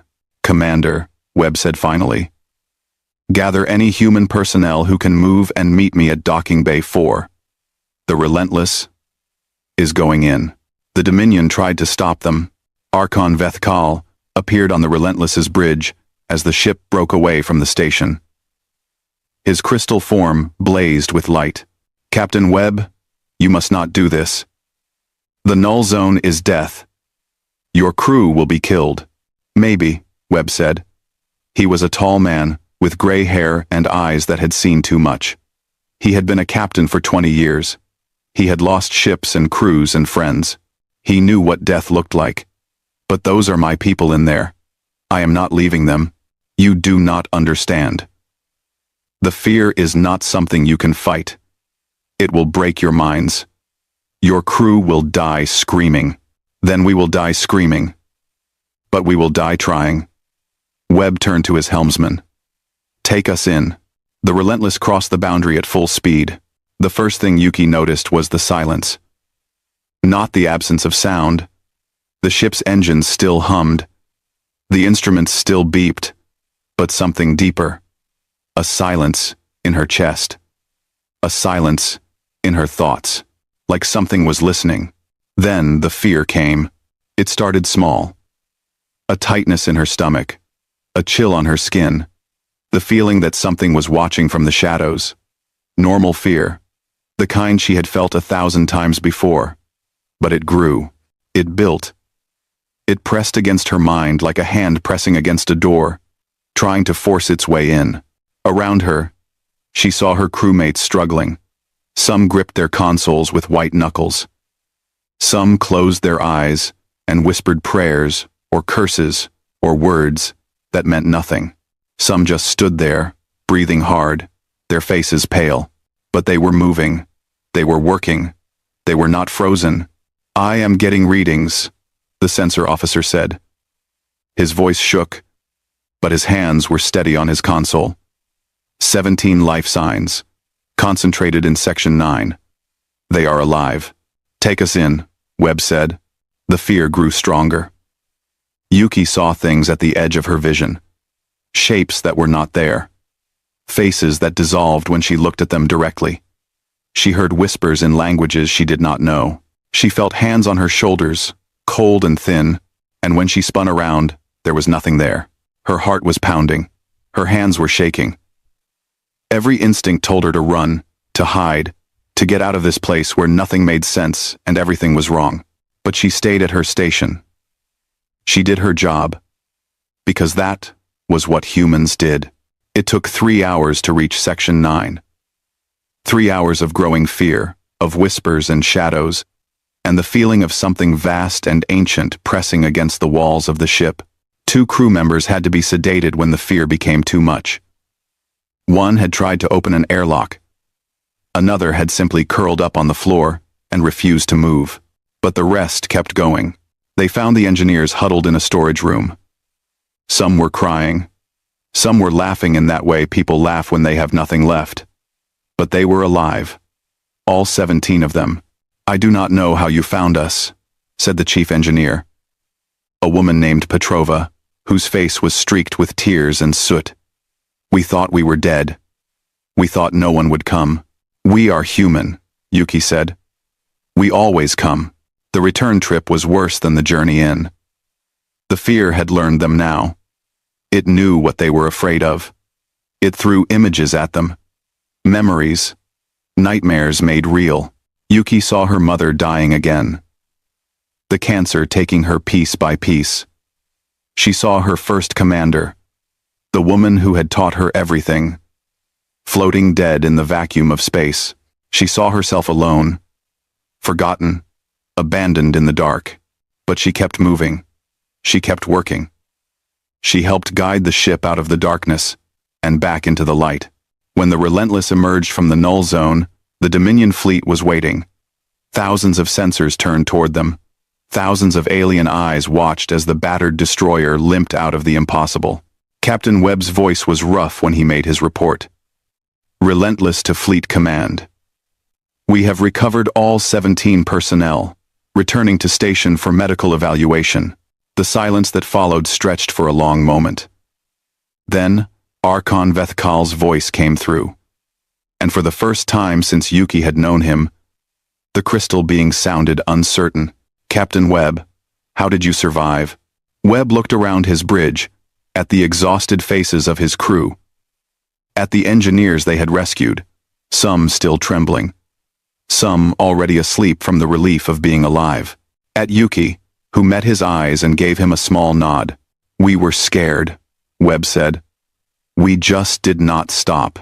3 weeks later, the summons came from the Dominion High Council. The chamber was the largest Yuki had ever seen. It was carved from black stone that seemed to absorb light. 12 thrones sat in a circle, and on each throne sat a representative of the 12 oldest species in the galaxy. They had ruled the Dominion for longer than humanity had existed. They had seen civilizations rise and fall. They had watched stars die. And now they were watching the humans. Ambassador David Chen stood in the center of the circle. Yuki and Captain Webb stood behind him. Around them, floating screens showed footage from the Relentless's sensors. The journey into the null zone. The fear readings that had spiked off every chart. The successful rescue. The eldest counselor spoke first. It was called the Umbrax, and it was made of living shadow. It had no face, no features, only a darkness that was deeper than the darkness around it. We have watched your species since you joined us, the Umbrax said. Its voice came from everywhere and nowhere. We have observed your ways, your wars, your struggles, your refusal to surrender, even when all hope is lost. We are a stubborn species, Chen said. You are more than stubborn. The Umbrax leaned forward, though it had nothing to lean forward with. We have seen your crew enter a null zone and emerge alive. We have analyzed the recordings. You felt the fear. We can see it in your vital signs, your brain activity, your chemical responses. You felt it just as strongly as any Dominion species would. We did, but you did not freeze. You did not break. You kept moving. You kept functioning. You completed your mission. The Umbrax paused. You are mine. In 11,000 years, no species has ever done this. The chamber was silent. Yuki could feel the weight of ancient eyes upon them. The counselors were not hostile, she realized. They were something stranger. They were hopeful, and they were afraid of that hope. There is a world, the Umbrax said finally. In the deepest null zone, at the very heart of the Great Silence. It is called Vexaris 7. 11,000 years ago, it was home to one of our greatest civilizations. Then, the silence came, and they were lost. Billions of lives vanished. We have never returned. You want us to go there? Chen said. It was not a question. We want to know if you can. We want to know if your species is truly what you appear to be. A people who can walk where fear cannot reach. The Umbrax rose from its throne. We are not asking you to do this. We are offering you the chance. If humanity can clear Vexaris 7, if you can discover what haunts that world and end it, you will have done what no species in galactic history has ever accomplished. Chen looked back at Webb and Yuki. Their faces were pale. Their eyes were tired. They had already walked through the darkness once, but they nodded. Chen turned back to the council. We will need time to prepare. Ships, volunteers, resources. You will have everything you need, the Umbrax said. But remember, Ambassador, the fear is patient. It has waited 11,000 years. It will wait a little longer. Thanks for watching. Their content some other You will have everything you need, the Umbrax said. It has waited 11,000 years. Chen nodded. Then, we had better not keep it waiting. No. He turned and walked out of the chamber. Webb and Yuki followed. Behind them, the oldest beings in the galaxy watched them go, and somewhere, in the darkness between the stars, something ancient stirred. Something that had never known defeat. Something that had broken every mind that had ever challenged it. It felt the humans coming, and for the first time in a very long time, it felt something new. It felt uncertain. The first expeditionary fleet assembled at the edge of darkness. 12 ships hung in the void, their lights small against the endless black. The flagship was the UEN Perseverance, a heavy cruiser that had been modified for long-range exploration. Around it, destroyers and support vessels formed a loose formation. 4,000 souls in total, all of them volunteers, all of them knowing they might never come back. Fleet Admiral Amara Okonkwo stood on the bridge of the Perseverance and looked at the wall of nothing before them. The null zone did not look like anything. It was simply an absence. Stars should have been there, but they were not. Light should have been there, but it was not. There was only black. Deeper than any black she had ever seen. She was 63 years old. She had commanded ships in 2 wars, lost friends and crew members, made decisions that haunted her still. She had thought she understood what it meant to be afraid. Looking at that wall of darkness, she realized she was still learning. Admiral. Her executive officer, Commander James Liu, approached with a datapad. All ships report ready. The Dominion Observation Fleet is holding position at the boundary. Observation Fleet. Okonkwo smiled without humor. They came to watch us die. Some of them, maybe. But I spoke with Archon Vethkal before we launched. He said something interesting. Mar. Ness. Mar. Ness. Ness. What?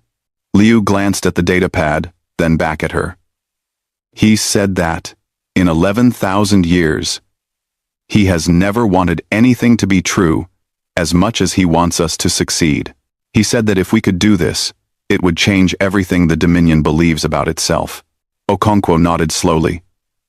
The weight of that hope was heavier than she had expected. It was one thing to risk your life for your own people. It was another thing to carry the dreams of an entire galaxy. Assemble the fleet commanders on the main channel, she said. It is time. The faces of her captains appeared on screens around the bridge. Yuki Tanaka, now promoted to captain and commanding the destroyer, Relentless. Marcus Webb, who had refused to retire and now captained the support vessel Horizon. Others she had chosen personally, men and women who had proven themselves in the small moments that mattered. You all know why we are here, Okonkwo said. The Dominion has asked us to do what no one else can do, to enter the Great Silence and find out what killed a civilization 11,000 years ago. She paused. I will not lie to you. Many of us will not come back. The fear that lives in that place has broken every mind that has ever faced it. Every species that has tried what we are about to try has failed. Be good. She looked at each face in turn. Tired faces, determined faces, afraid faces, but none of them looking away. But we are not every species. We are human. We have always lived with fear. We have carried it with us, since the first of us looked up at the stars and wondered what was out there. Fear has been our companion, our enemy, our teacher. She straightened her shoulders. The galaxy is watching us today. Some of them think we are fools. Some of them think we are already dead. But some of them are hoping that maybe, just maybe, the darkness is not as strong as they have always believed. She raised her hand. All ships, prepare for transition. We are going into the silence. The jump was instantaneous, as jumps always were. One moment, they were in normal space, surrounded by stars and light, and the distant glow of the Dominion fleet. The next moment, they were somewhere else. Okonkwo had expected the darkness. She had expected the silence. She had even expected the fear. That cold pressure against her mind that had been described in every briefing and report. She had not expected the wrongness. It was not something she could see or hear or touch. It was something deeper than that. The universe itself felt different here. Wrong. Broken. Like a song with a note missing, or a face with features in the wrong places. Her mind kept trying to make sense of it, and kept failing. Admiral, Liu's voice was tight. Sensors are. I do not know how to describe it. The readings do not match anything in our database. Keep monitoring. Record everything. Okonkwo gripped the arm of her command chair. Navigation. Plot a course for Vexeris 7. Course plotted. Estimated time to arrival. 43 hours. 43 hours. Okonkwo had read the historical records. The longest anyone had survived in a null zone was 12 hours. Most did not last more than 3. All hands, this is the Admiral. We are now inside the Great Silence. All personnel are to report any unusual experiences immediately. Stay with your shipmates. Do not go anywhere alone. And remember, fear is just a feeling. It cannot hurt you, unless you let it. She did not know if that last part was true. But it was what her people needed to hear. The first hours were quiet. The fleet moved through the void at a steady pace. Sensors scanning, crews working. The wrongness persisted. That constant feeling that something was not right. But nothing happened. No attacks. No strange phenomena. Just darkness and silence, and the slow crawl of ships through empty space. Then the whispers began. It started in the medical bay of the Relentless. A nurse named Garcia reported hearing voices in the corridor outside. When she went to investigate, there was no one there. But the voices continued. Soft. Distant. Speaking in languages she did not recognize. Within an hour, reports were coming in from every ship. Whispers. Shadows. Movement at the edge of vision that disappeared when you turned to look. Nothing dangerous. Nothing physical. Just the constant, creeping sensation of being watched by something vast and patient. Dr. Samuel Reyes, the fleet psychologist, worked around the clock. He moved from ship to ship, speaking with crew members, documenting their experiences. It is probing us, he said during a briefing with the senior officers. Testing our fear responses. Looking for weaknesses. What do you recommend? Okonkwo asked. Keep people busy. Give them tasks, routines, things to focus on. Fear grows in empty space. The more we fill that space with purpose, the harder it will be for whatever is out there to get inside our heads. They followed his advice. The ships hummed with activity. People worked double shifts. Not because they had to, but because it was better than sitting alone with their thoughts. They played cards. They told stories. They sang songs that their grandparents had taught them. Old songs, from a world far away, that somehow seemed important now. But the fear was patient, and it was learning. On the second day, the nightmares began. Okonkwo woke from a dream of drowning. Not in water, but in darkness. A darkness that was alive, that pressed against her eyes and filled her lungs and whispered that she was small and weak, and would die alone and forgotten. She sat up in her bunk, heart pounding, and found Liu standing in her doorway. You too? She asked. He nodded. His face was pale, his eyes red. The same dream. Drowning in the dark. I thought it was just me. But then the reports started coming in. Every crew member on every ship had experienced the same nightmare. The exact same one. Thousands of people, dreaming the same dream, at the same moment. It knows we are here, Okonkwo said. It has known since we crossed the boundary. This is just it, saying hello. They pushed on. What else could they do? On the third day, They found the first sign of what had happened to the civilization that once lived here. It was a ship, or what was left of one. A massive vessel, far larger than anything in the human fleet, drifting dead in the void. Its hull was intact. Its systems showed no damage. But when a boarding team entered, they found the crew still at their stations, 10,000 years dead. Their bodies preserved by the cold of space. Their faces frozen in expressions of terror so absolute that several members of the boarding team had to be sedated afterward. They died of fear, Dr. Reyes said. His voice was quiet as he reviewed the data. Their hearts stopped. Their brains shut down. Whatever they saw, whatever they felt, it was too much for their minds to process. Could it happen to us? Okonkwo asked. Reyes was silent for a long moment. I do not know. The Dominion species have a specific response to extreme fear. Their nervous systems literally shut down to protect them, but sometimes the shutdown is too complete. The heart forgets to beat. The lungs forget to breathe. And humans? Humans are different. Our fear response is more complex. We can panic, we can freeze, but we can also fight. We can push through. He met her eyes. But Admiral, I have never seen fear like what killed these people. Whatever is out there, it is not just trying to scare us. It is trying to break us. They reached Vexorus 7 on the 4th day. The planet was beautiful. Even through the wrongness, even through the fear, Okonkwo could see that. It was a world of blue oceans and green continents, of mountain ranges and river systems and cities that spread across the land like glittering webs, cities that were completely silent, cities that had not seen a living soul in 11,000 years. Taking up orbit, the navigation officer reported. I am detecting no active systems on the surface. No power signatures. No communications. Nothing. What about life signs? None, Admiral. The planet is dead. Okonkwo looked at the world below. Billions of people had lived there once. They had built a civilization that spanned continents.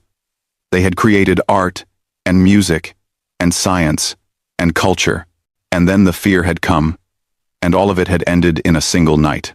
We need to go down there, she said. Admiral, with respect, we do not know what is waiting for us. Liu's voice was careful. The fear is stronger here. Everyone can feel it. If we send people to the surface, then they might not come back, I know. Okonkwo stood up.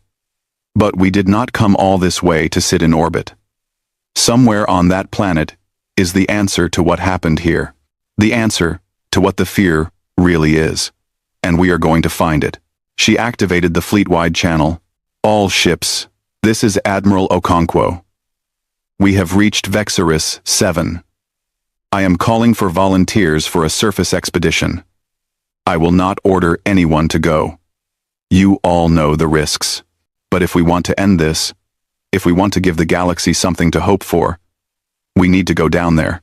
She paused. If you are willing to walk into the dark, report to the shuttle bay. If you are not, no one will judge you. Fear is real.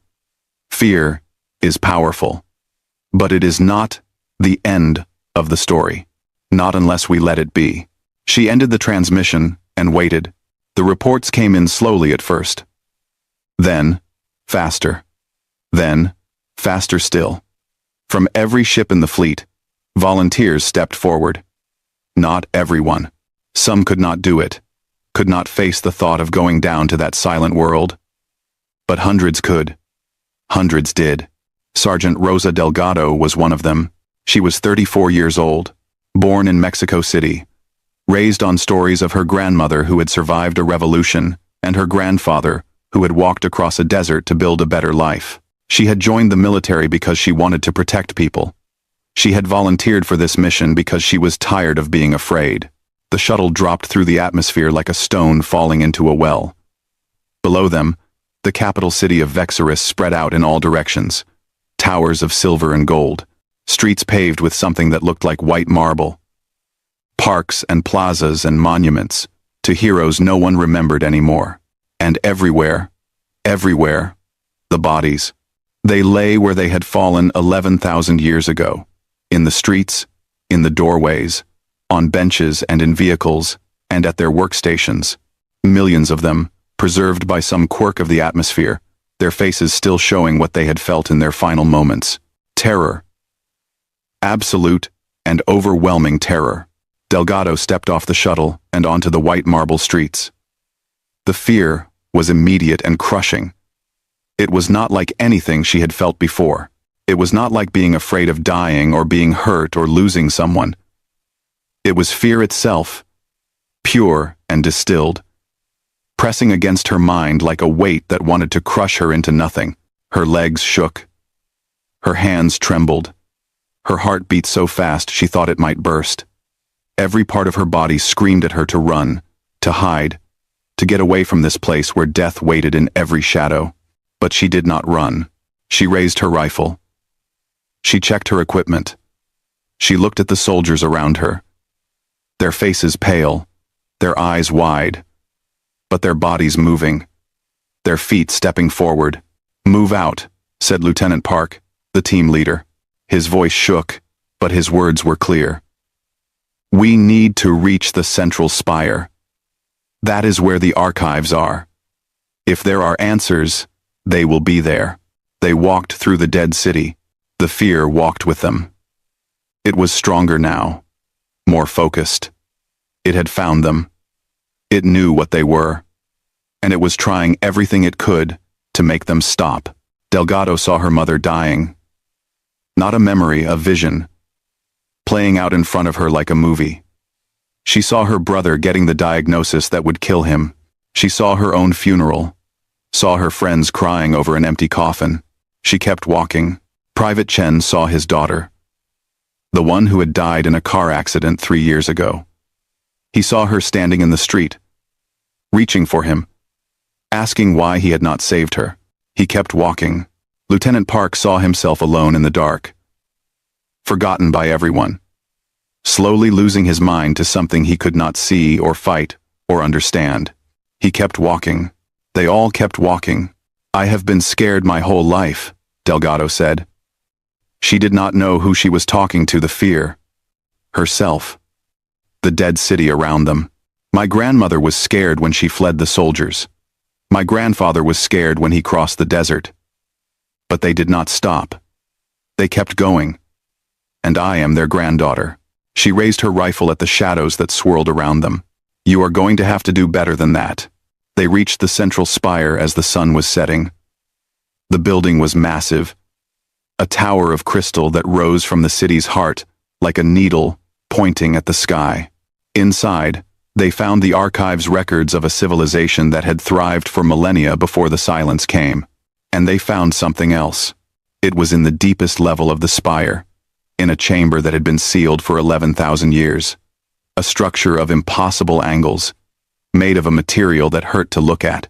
And within that structure, a presence, not alive, not dead. Something else, entirely. "What is that?" Park whispered. Delgado studied the structure with her sensors. The readings were incomprehensible, but she understood enough. "I think," she said slowly, "that is what we came here to find." The presence stirred. The fear intensified, pressing against them with renewed force. And for the first time, it spoke, not in words, in feelings, images, a flood of terror and despair and hopelessness that crashed against their minds like waves against a shore. But waves break on rock, and humans were very, very good at being rocks. Delgado stood her ground. The others stood with her. And in that moment, in that sealed chamber, at the heart of a dead world, something changed. The fear had never encountered anything like them, and it did not know what to do. The team returned to the fleet with news that changed everything. Admiral Okonkwo listened to Sergeant Delgado's report in the Perseverance's briefing room. The recording from the central spire played on the screen behind them. That structure of impossible angles, that presence that radiated fear like a star, radiates light. It is not alive. Delgado said. Not in any way we understand. Dr. Reyes thinks it is some kind of machine. A weapon. A weapon, Okonkwo repeated. Built by someone, a long time ago. Before the Dominion, before any of the current civilizations. Someone created it to do exactly what it does. To generate fear. To broadcast it across space. To kill anything that thinks by overloading their minds with terror. Why would anyone build something like that? Delgado shook her head. We do not know. The archives on Vexorus had fragments of information. A war? Maybe? Someone wanted a weapon that could defeat any enemy, no matter how strong, and they succeeded. Dr. Reyes stepped forward. He had spent the last 12 hours analyzing the data from the surface mission. His eyes were red from lack of sleep, but his voice was steady. The weapon is located in the planet's core.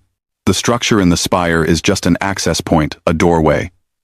The real source of the fear is buried deep underground. And it is still active. It has been active for 11,000 years, broadcasting terror across this entire region of space. Can it be stopped? Theoretically, yes. The archives included partial schematics. There is a shutdown mechanism, a fail-safe that the original builders included. Reyes paused. But to reach it, we would have to go through the dead cities, through the access tunnels, through everything the weapon can throw at us. And the closer we get to the core, the stronger the fear will become. Okonkwo looked at the faces around the table. Captain Tanaka, Captain Webb, the other commanders who had led their ships through the darkness. They were tired. They were scared. They had already done more than anyone had thought possible. I am not going to order anyone to do this, she said. You have already proven what humans can do. If we leave now, if we go back and tell the Dominion what we found, that alone would be more than any other species has accomplished. But the weapon would still be active, Tanaka said quietly. Yes, and the null zone would still be here. And in another 1,000 years, or 10,000, it might expand again. Swallow more worlds. Kill more people. Yes, Tanaka looked at her fellow commanders. Something passed between them. Unspoken. A decision made, without words. Then we finish it, she said. We did not come this far to leave the job half done. The descent began the next morning. Admiral Okonkwo led the final team herself. She had considered staying with the fleet, coordinating from orbit. But this was not a mission for coordination. This was a mission for walking into the dark, and she would not ask her people to go where she was not willing to go herself. They landed at the edge of the capital city. 100 volunteers.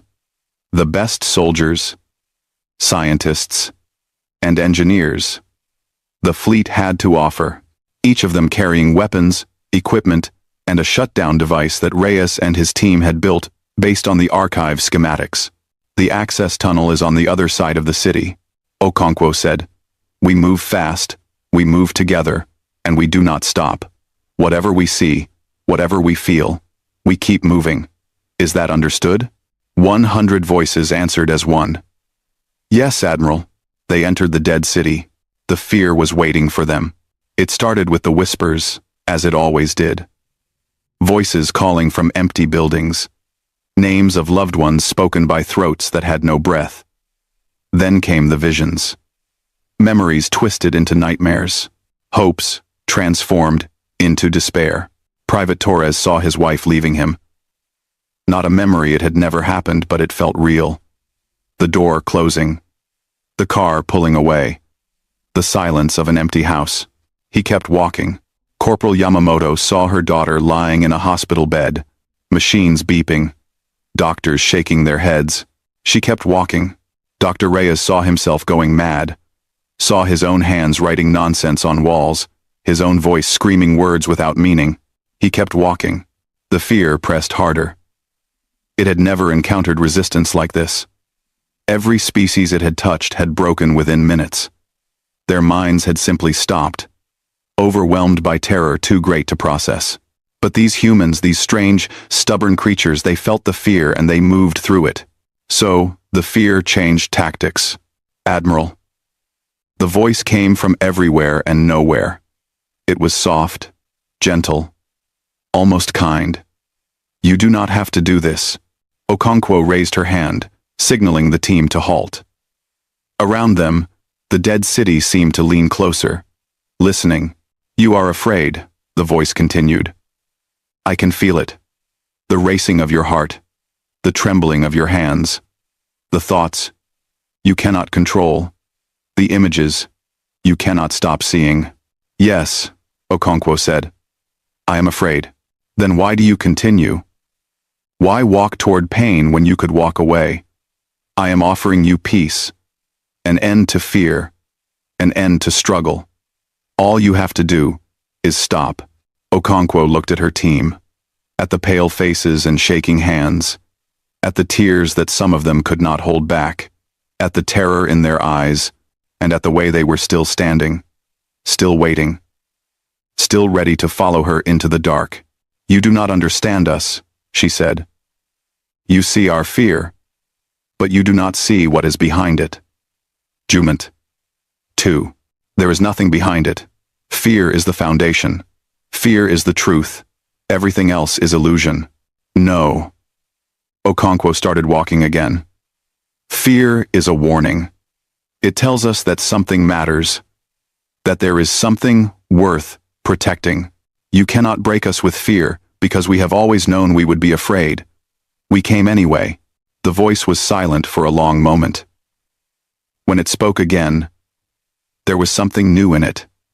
Something that sounded almost like confusion. You are strange creatures. Yes, Okonkwo said. We are. They reached the access tunnel at midday. The entrance was a hole in the ground. A perfect circle of darkness that led down into the planet's depths. Cold air rose from it, carrying with it a smell that Okonkwo could not identify. Not decay, not dust. Something older. Something that had been waiting a very long time. Lights on, she ordered. Stay close. And remember, it will get worse down there. Much worse. But we have come this far. We will go the rest of the way. They descended. The tunnel was smooth, carved by technologies that humanity did not understand. It spiraled down through rock and metal and materials that had no names. The fear grew stronger with every step, pressing against their minds like a physical weight. Lieutenant Jin Park walked near the front of the column. He was 31 years old. His daughter had died 3 years ago, a car accident that had taken her when she was only 6. He still dreamed about her every night. He still heard her laughter in empty rooms. The fear found this memory and pulled. Suddenly, she was there, standing in the tunnel ahead of him. His daughter, his little girl, looking exactly as she had the last time he saw her. Before the accident. Before everything ended. Daddy, she said. Her voice was just as he remembered. Why did you let me die? Park stopped walking. His heart was a stone in his chest. You were supposed to protect me. You promised you would always be there. But you were not there. You let me die. No. The word came out as a whisper. No. I tried. I tried. To. You failed. She took a step closer. Her eyes were wrong now. Too old. But you do not have to fail again. Stay here with me, Daddy. Stay with me forever. We can be together. You can make up for what you did. Park stared at the thing wearing his daughter's face. The tears on his cheeks were real. The pain in his heart was real. The fear was real. But so was something else. My daughter would never want me to stop, he said. His voice cracked, but his feet started moving again. She would want me to keep going. To help people. To do good. He walked straight through the vision, and it scattered like smoke. She would be ashamed of me if I stopped here. He kept walking. The chamber, at the core of the planet, was vast beyond understanding. It stretched in all directions. A hollow space carved from the world's heart, and at its center, floating in perfect stillness, was the source of all the fear, the dread. It was not a machine. Not really. It was something between a machine and a god, a weapon built by beings who had wanted to win a war so badly that they had created something that could not be stopped. It hung in the air like a wound in reality. Its shape was impossible to describe because it kept changing, flowing from one form to another. One moment, it was a tower of black crystal. The next, it was a mass of writhing shadows. The next, it was something that looked almost like a face, vast and terrible and filled with hatred for everything that lived. "You came," it said. The voice was no longer gentle. It was the voice of something that had killed billions, that had broken worlds, that had never known defeat. "I did not think you would make it this far. Sorry to disappoint," Okonkwo said. "You are not disappointed. You are afraid. I can taste it. The fear of failure. The fear of death. The fear of being forgotten. The dread pulsed with dark light. But there is something else. Something I do not understand. Underneath the fear, there is something that should not be there." "Yes. What is it?" Okonkwo looked at her team, at the soldiers and scientists and engineers who had walked through hell to reach this moment. At Delgado, who was already moving toward the access point for the shutdown mechanism. At Park, whose face was streaked with tears, but whose hands were steady. "Hope," she said. The dread laughed. It was a terrible sound, a sound that made the walls shake and the ground tremble. "Hope is an illusion. A lie that the weak tell themselves to survive one more day. I have destroyed hope. I have crushed it in every mind I have ever touched. Your hope is nothing." "Maybe." Okonkwo started walking toward the dread. "But it is still here. After everything you have shown us, everything you have tried, it is still here. That tells me something." "What does it tell you?" "That you are not as strong as you think. That fear is not the most powerful thing in the universe." She stopped a few meters from the weapon. "You were built to break minds, but you have never met minds like ours." The dread's form shifted. For just a moment, something like uncertainty flickered across it. "You cannot stop me. I am eternal. I am inevitable. I am a machine," Okonkwo said. "A very old, very dangerous machine. But a machine can be turned off." Behind her, Delgado had reached the access point. Her hands moved across the controls, entering the shutdown sequence that Reyes had pieced together from the archives. The dread felt it. Its form convulsed. "No, no, you cannot. I will not allow." It lashed out, a wave of fear so intense that it was like being hit by a physical blow. Okonkwo staggered. Around her, soldiers fell to their knees. Some screamed. Some went silent. The fear was overwhelming, crushing, absolute. Okonkwo felt herself dying. Not physically, her heart was still beating, her lungs still breathing, but something inside her was being torn apart. Everything she was afraid of, everything she had ever feared, crashed into her at once. Death, failure, loss. The faces of everyone she had ever let down. The voices of everyone who had ever trusted her and been betrayed by that trust. She fell to her knees, but she did not close her eyes. "I am human," she said. The words came out through gritted teeth. Blood ran from her nose. "We have always walked beside our fear. We will walk beside it until we die." She pushed herself back to her feet. "And we are not dying today." Delgado's fingers found the final key. The shutdown sequence activated, and the dread screamed. It was not a sound that could be heard with ears. It was a sound that was felt with the soul. 11,000 years of power, of terror, of absolute dominion over every mind it had ever touched. All of it came apart in a single moment. The fear stopped. For the first time in her life, for the first time in any of their lives, Okonkwo felt what it was like to stand in a place without fear. The weight lifted. The pressure eased. The whispers went silent.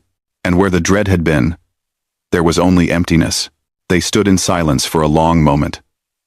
100 humans, standing in the heart of a dead world, having done what no one in the galaxy had ever done. Then Park started to laugh. It was a broken laugh, half sob and half joy. "We did it," he said. "We actually did it." Okonkwo looked at her team. At the exhausted faces. At the tears and the blood and the shaking hands. At the people who had walked through fear itself and come out the other side. "Yes," she said. "We did." She activated her communicator. Okonkwo to perseverance. "The dread has been neutralized. Vexaris 7 is clear." She paused, looking up at the stone ceiling above them, imagining the stars beyond it. The galaxy beyond that. The thousands of species waiting to learn what had happened. The silence is over. The return journey took 4 days. 4 days of quiet. 4 days without whispers, without visions, without the constant pressure of fear against every mind.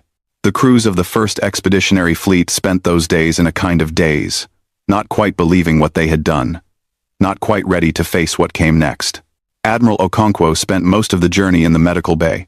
847 people had not survived the mission. Some had died in the initial crossing, their hearts giving out under the strain. Some had died on the surface, their minds finally breaking under the weight of the dread's assault. Some had died in the final confrontation, in those terrible seconds when the weapon had lashed out with everything it had. She learned their names, every single one of them. She read their service records, their personal messages, their final words. She owed them that much. At least. Lieutenant Commander Yuki Tanaka found her there on the 3rd day, sitting beside the bed of a young ensign who had died in the tunnels beneath Vexaris. "You should rest," Tanaka said. "You have been awake for almost 30 hours. I have slept enough." Okonkwo did not look up. These people gave their lives for something most of the galaxy thought was impossible. "The least I can do is remember them." Tanaka sat down beside her. For a while, neither of them spoke. "I keep waiting to wake up," Tanaka said finally. "I keep expecting to open my eyes and find out that we are still in the null zone. That none of this was real. I know the feeling. But it is real, is it not? We actually did it. We walked into the darkness, and we came back out." Okonkwo finally looked up. Her eyes were tired, but something burned in them that had not been there before. "We did more than that. We proved that the darkness can be beaten. That fear is not the end of the story." She gestured at the room around them. At the beds filled with wounded survivors. 847 people died for that truth. "We cannot let their deaths mean nothing." "They will not," Tanaka said. "The galaxy will never forget what happened here." She was right. The fleet emerged from the null zone, no. Not the null zone anymore. Just empty space that had once been forbidden to find the largest gathering of ships in galactic history waiting for them. They came from every corner of the Dominion. Valkyrie transport ships with their copper hulls. Archon crystal vessels that blazed with inner light. Toreshi forest ships. Massive structures grown rather than built. Hundreds of species. Thousands of ships. Millions of souls. They had come to witness a miracle. Okonkwo stood on the bridge of the Perseverance and looked at the wall of ships surrounding them. She had expected a greeting party. Maybe a few dozen vessels. Not this. Not the entire Dominion. "Admiral." Liu's voice was thick with emotion. "They are hailing us. All of them. The communications board is overloaded. Put through the council channel." The screen filled with a familiar figure. Archon Vethkal stood in what looked like the chamber of the High Council, surrounded by the 12 oldest beings in the galaxy. "Admiral Okonkwo." The Archon's crystal form blazed brighter than Okonkwo had ever seen. "The Dominion welcomes you home." "Thank you, Archon." "I bring news." She took a breath. "The entity known as the Dread has been destroyed. Vexaris 7 is clear. The Great Silence is over." The silence that followed lasted only a moment. Then, across the fleet-wide channel, across every ship and station in the region, a sound began to build. Not cheering, exactly, not applause. Something deeper than that. A release of tension that had lasted 11,000 years. The Umbrax, the eldest of the counselors, spoke for the first time. Its voice of living shadow rippled across space. Admiral, for 11 millennia, my people have mourned what was lost in that region. Friends, family, an entire civilization. We believed they would never be avenged. We believed the fear that killed them would last forever. I am sorry for what you lost, Okonkwo said. We could not bring them back. All we could do was make sure no one else suffered the same fate. And that is more than enough. More than we ever dared to hope.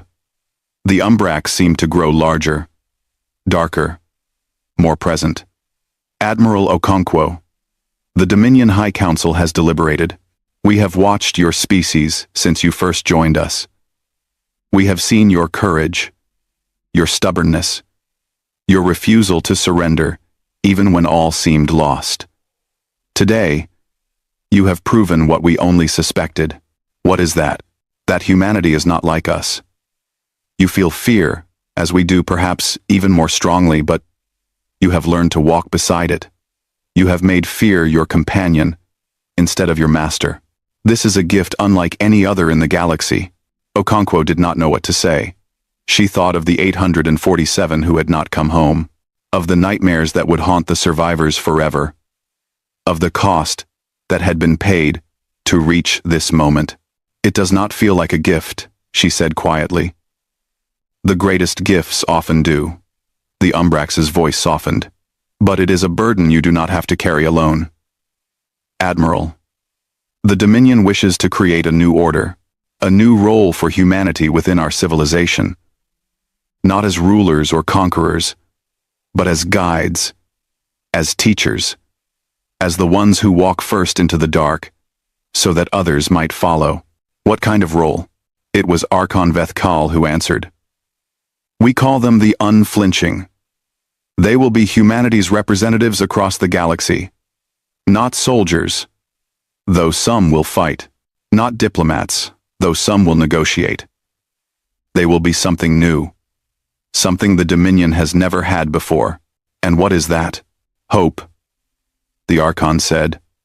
Living proof that fear can be overcome, that the darkness is not the end of the story. The weeks that followed were a blur of ceremonies, meetings, and more attention than Okonkwo had ever wanted.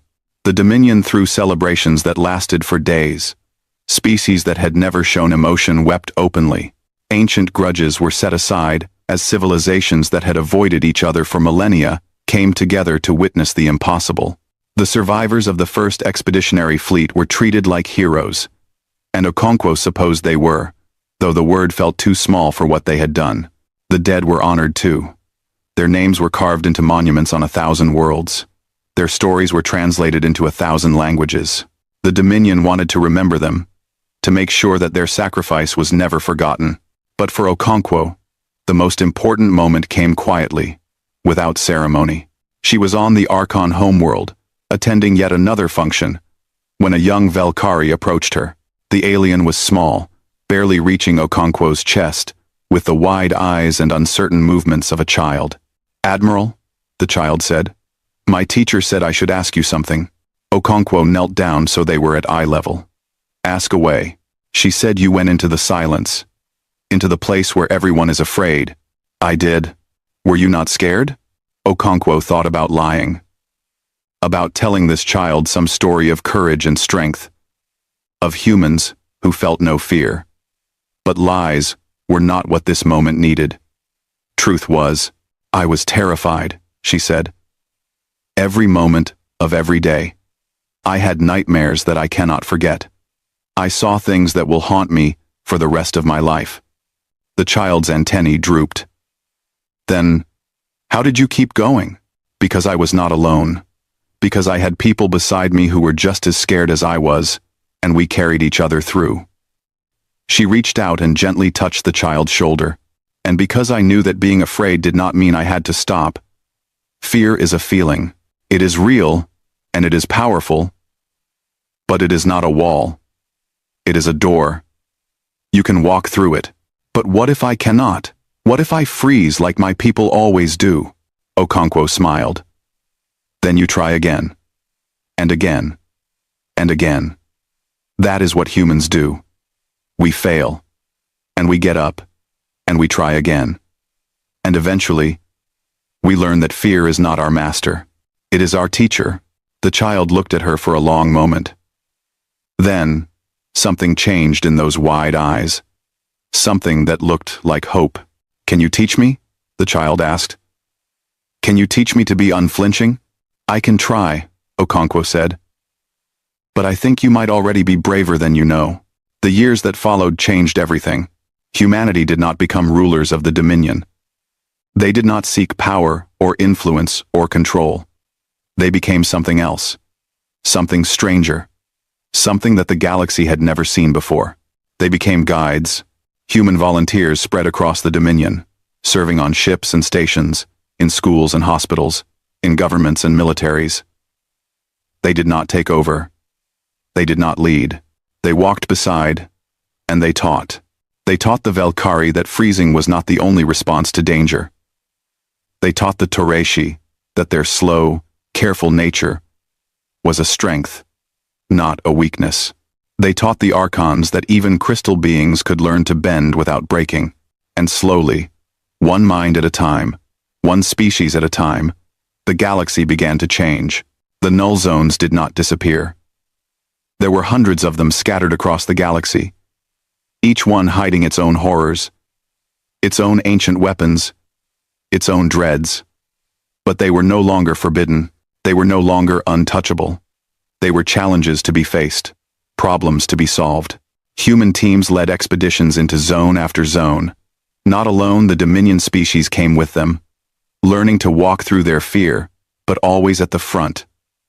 Always first, into the dark. They did not always succeed. Some zones were too strong, too deeply rooted, too filled with horrors that even humans could not face.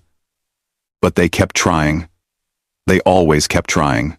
Captain Yuki Tanaka, now Admiral Tanaka, led the expedition into the Crimson Wound, a null zone that had swallowed 3 empires. She came out with 2/3 of her fleet and the knowledge that the zone could be cleared. It took 3 more expeditions. But they did it. Captain Marcus Webb, old and gray and refusing to retire, discovered that some null zones were not weapons at all.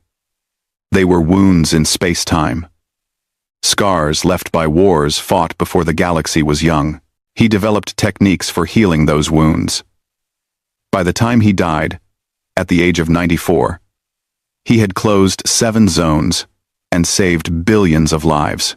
And Sergeant Rosa Delgado, the woman who had shut down the dread with her own hands, became something unexpected. She became a teacher. Not of soldiers or scientists, but of children. Dominion children who had grown up believing that fear was the end of everything. She taught them that it was not. 20 years after the Great Silence ended, a ceremony was held on Vexorus 7. The planet was alive again. Not with the civilization that had once stood there that was gone forever, but with new life, new cities, new people. Species from across the Dominion had come to rebuild, to reclaim, to prove that even the deepest darkness could be overcome. Yuki Tanaka stood at the center of the ceremony. She was old now, her hair white, her face lined with the weight of everything she had seen, but her eyes were still sharp, still filled with that fire that had carried her through the null zone all those years ago. Beside her stood a young Velkari, Sithrix's grandchild, born after the Great Silence, raised in a galaxy that no longer believed fear was absolute.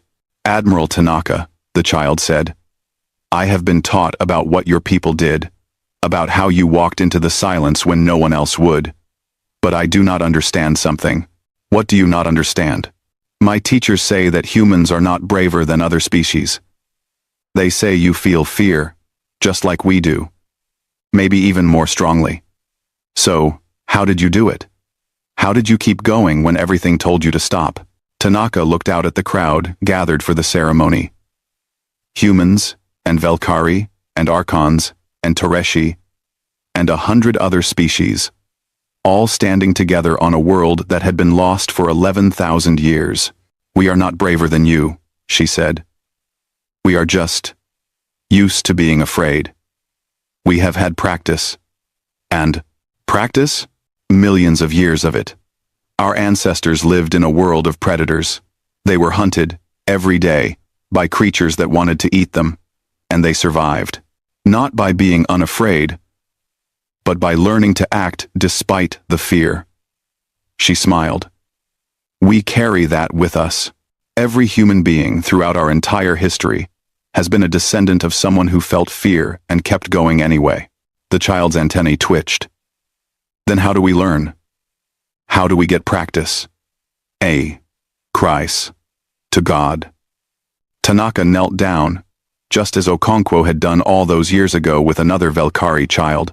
You start small, she said.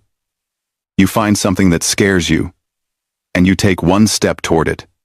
Just one step. And then another. And another.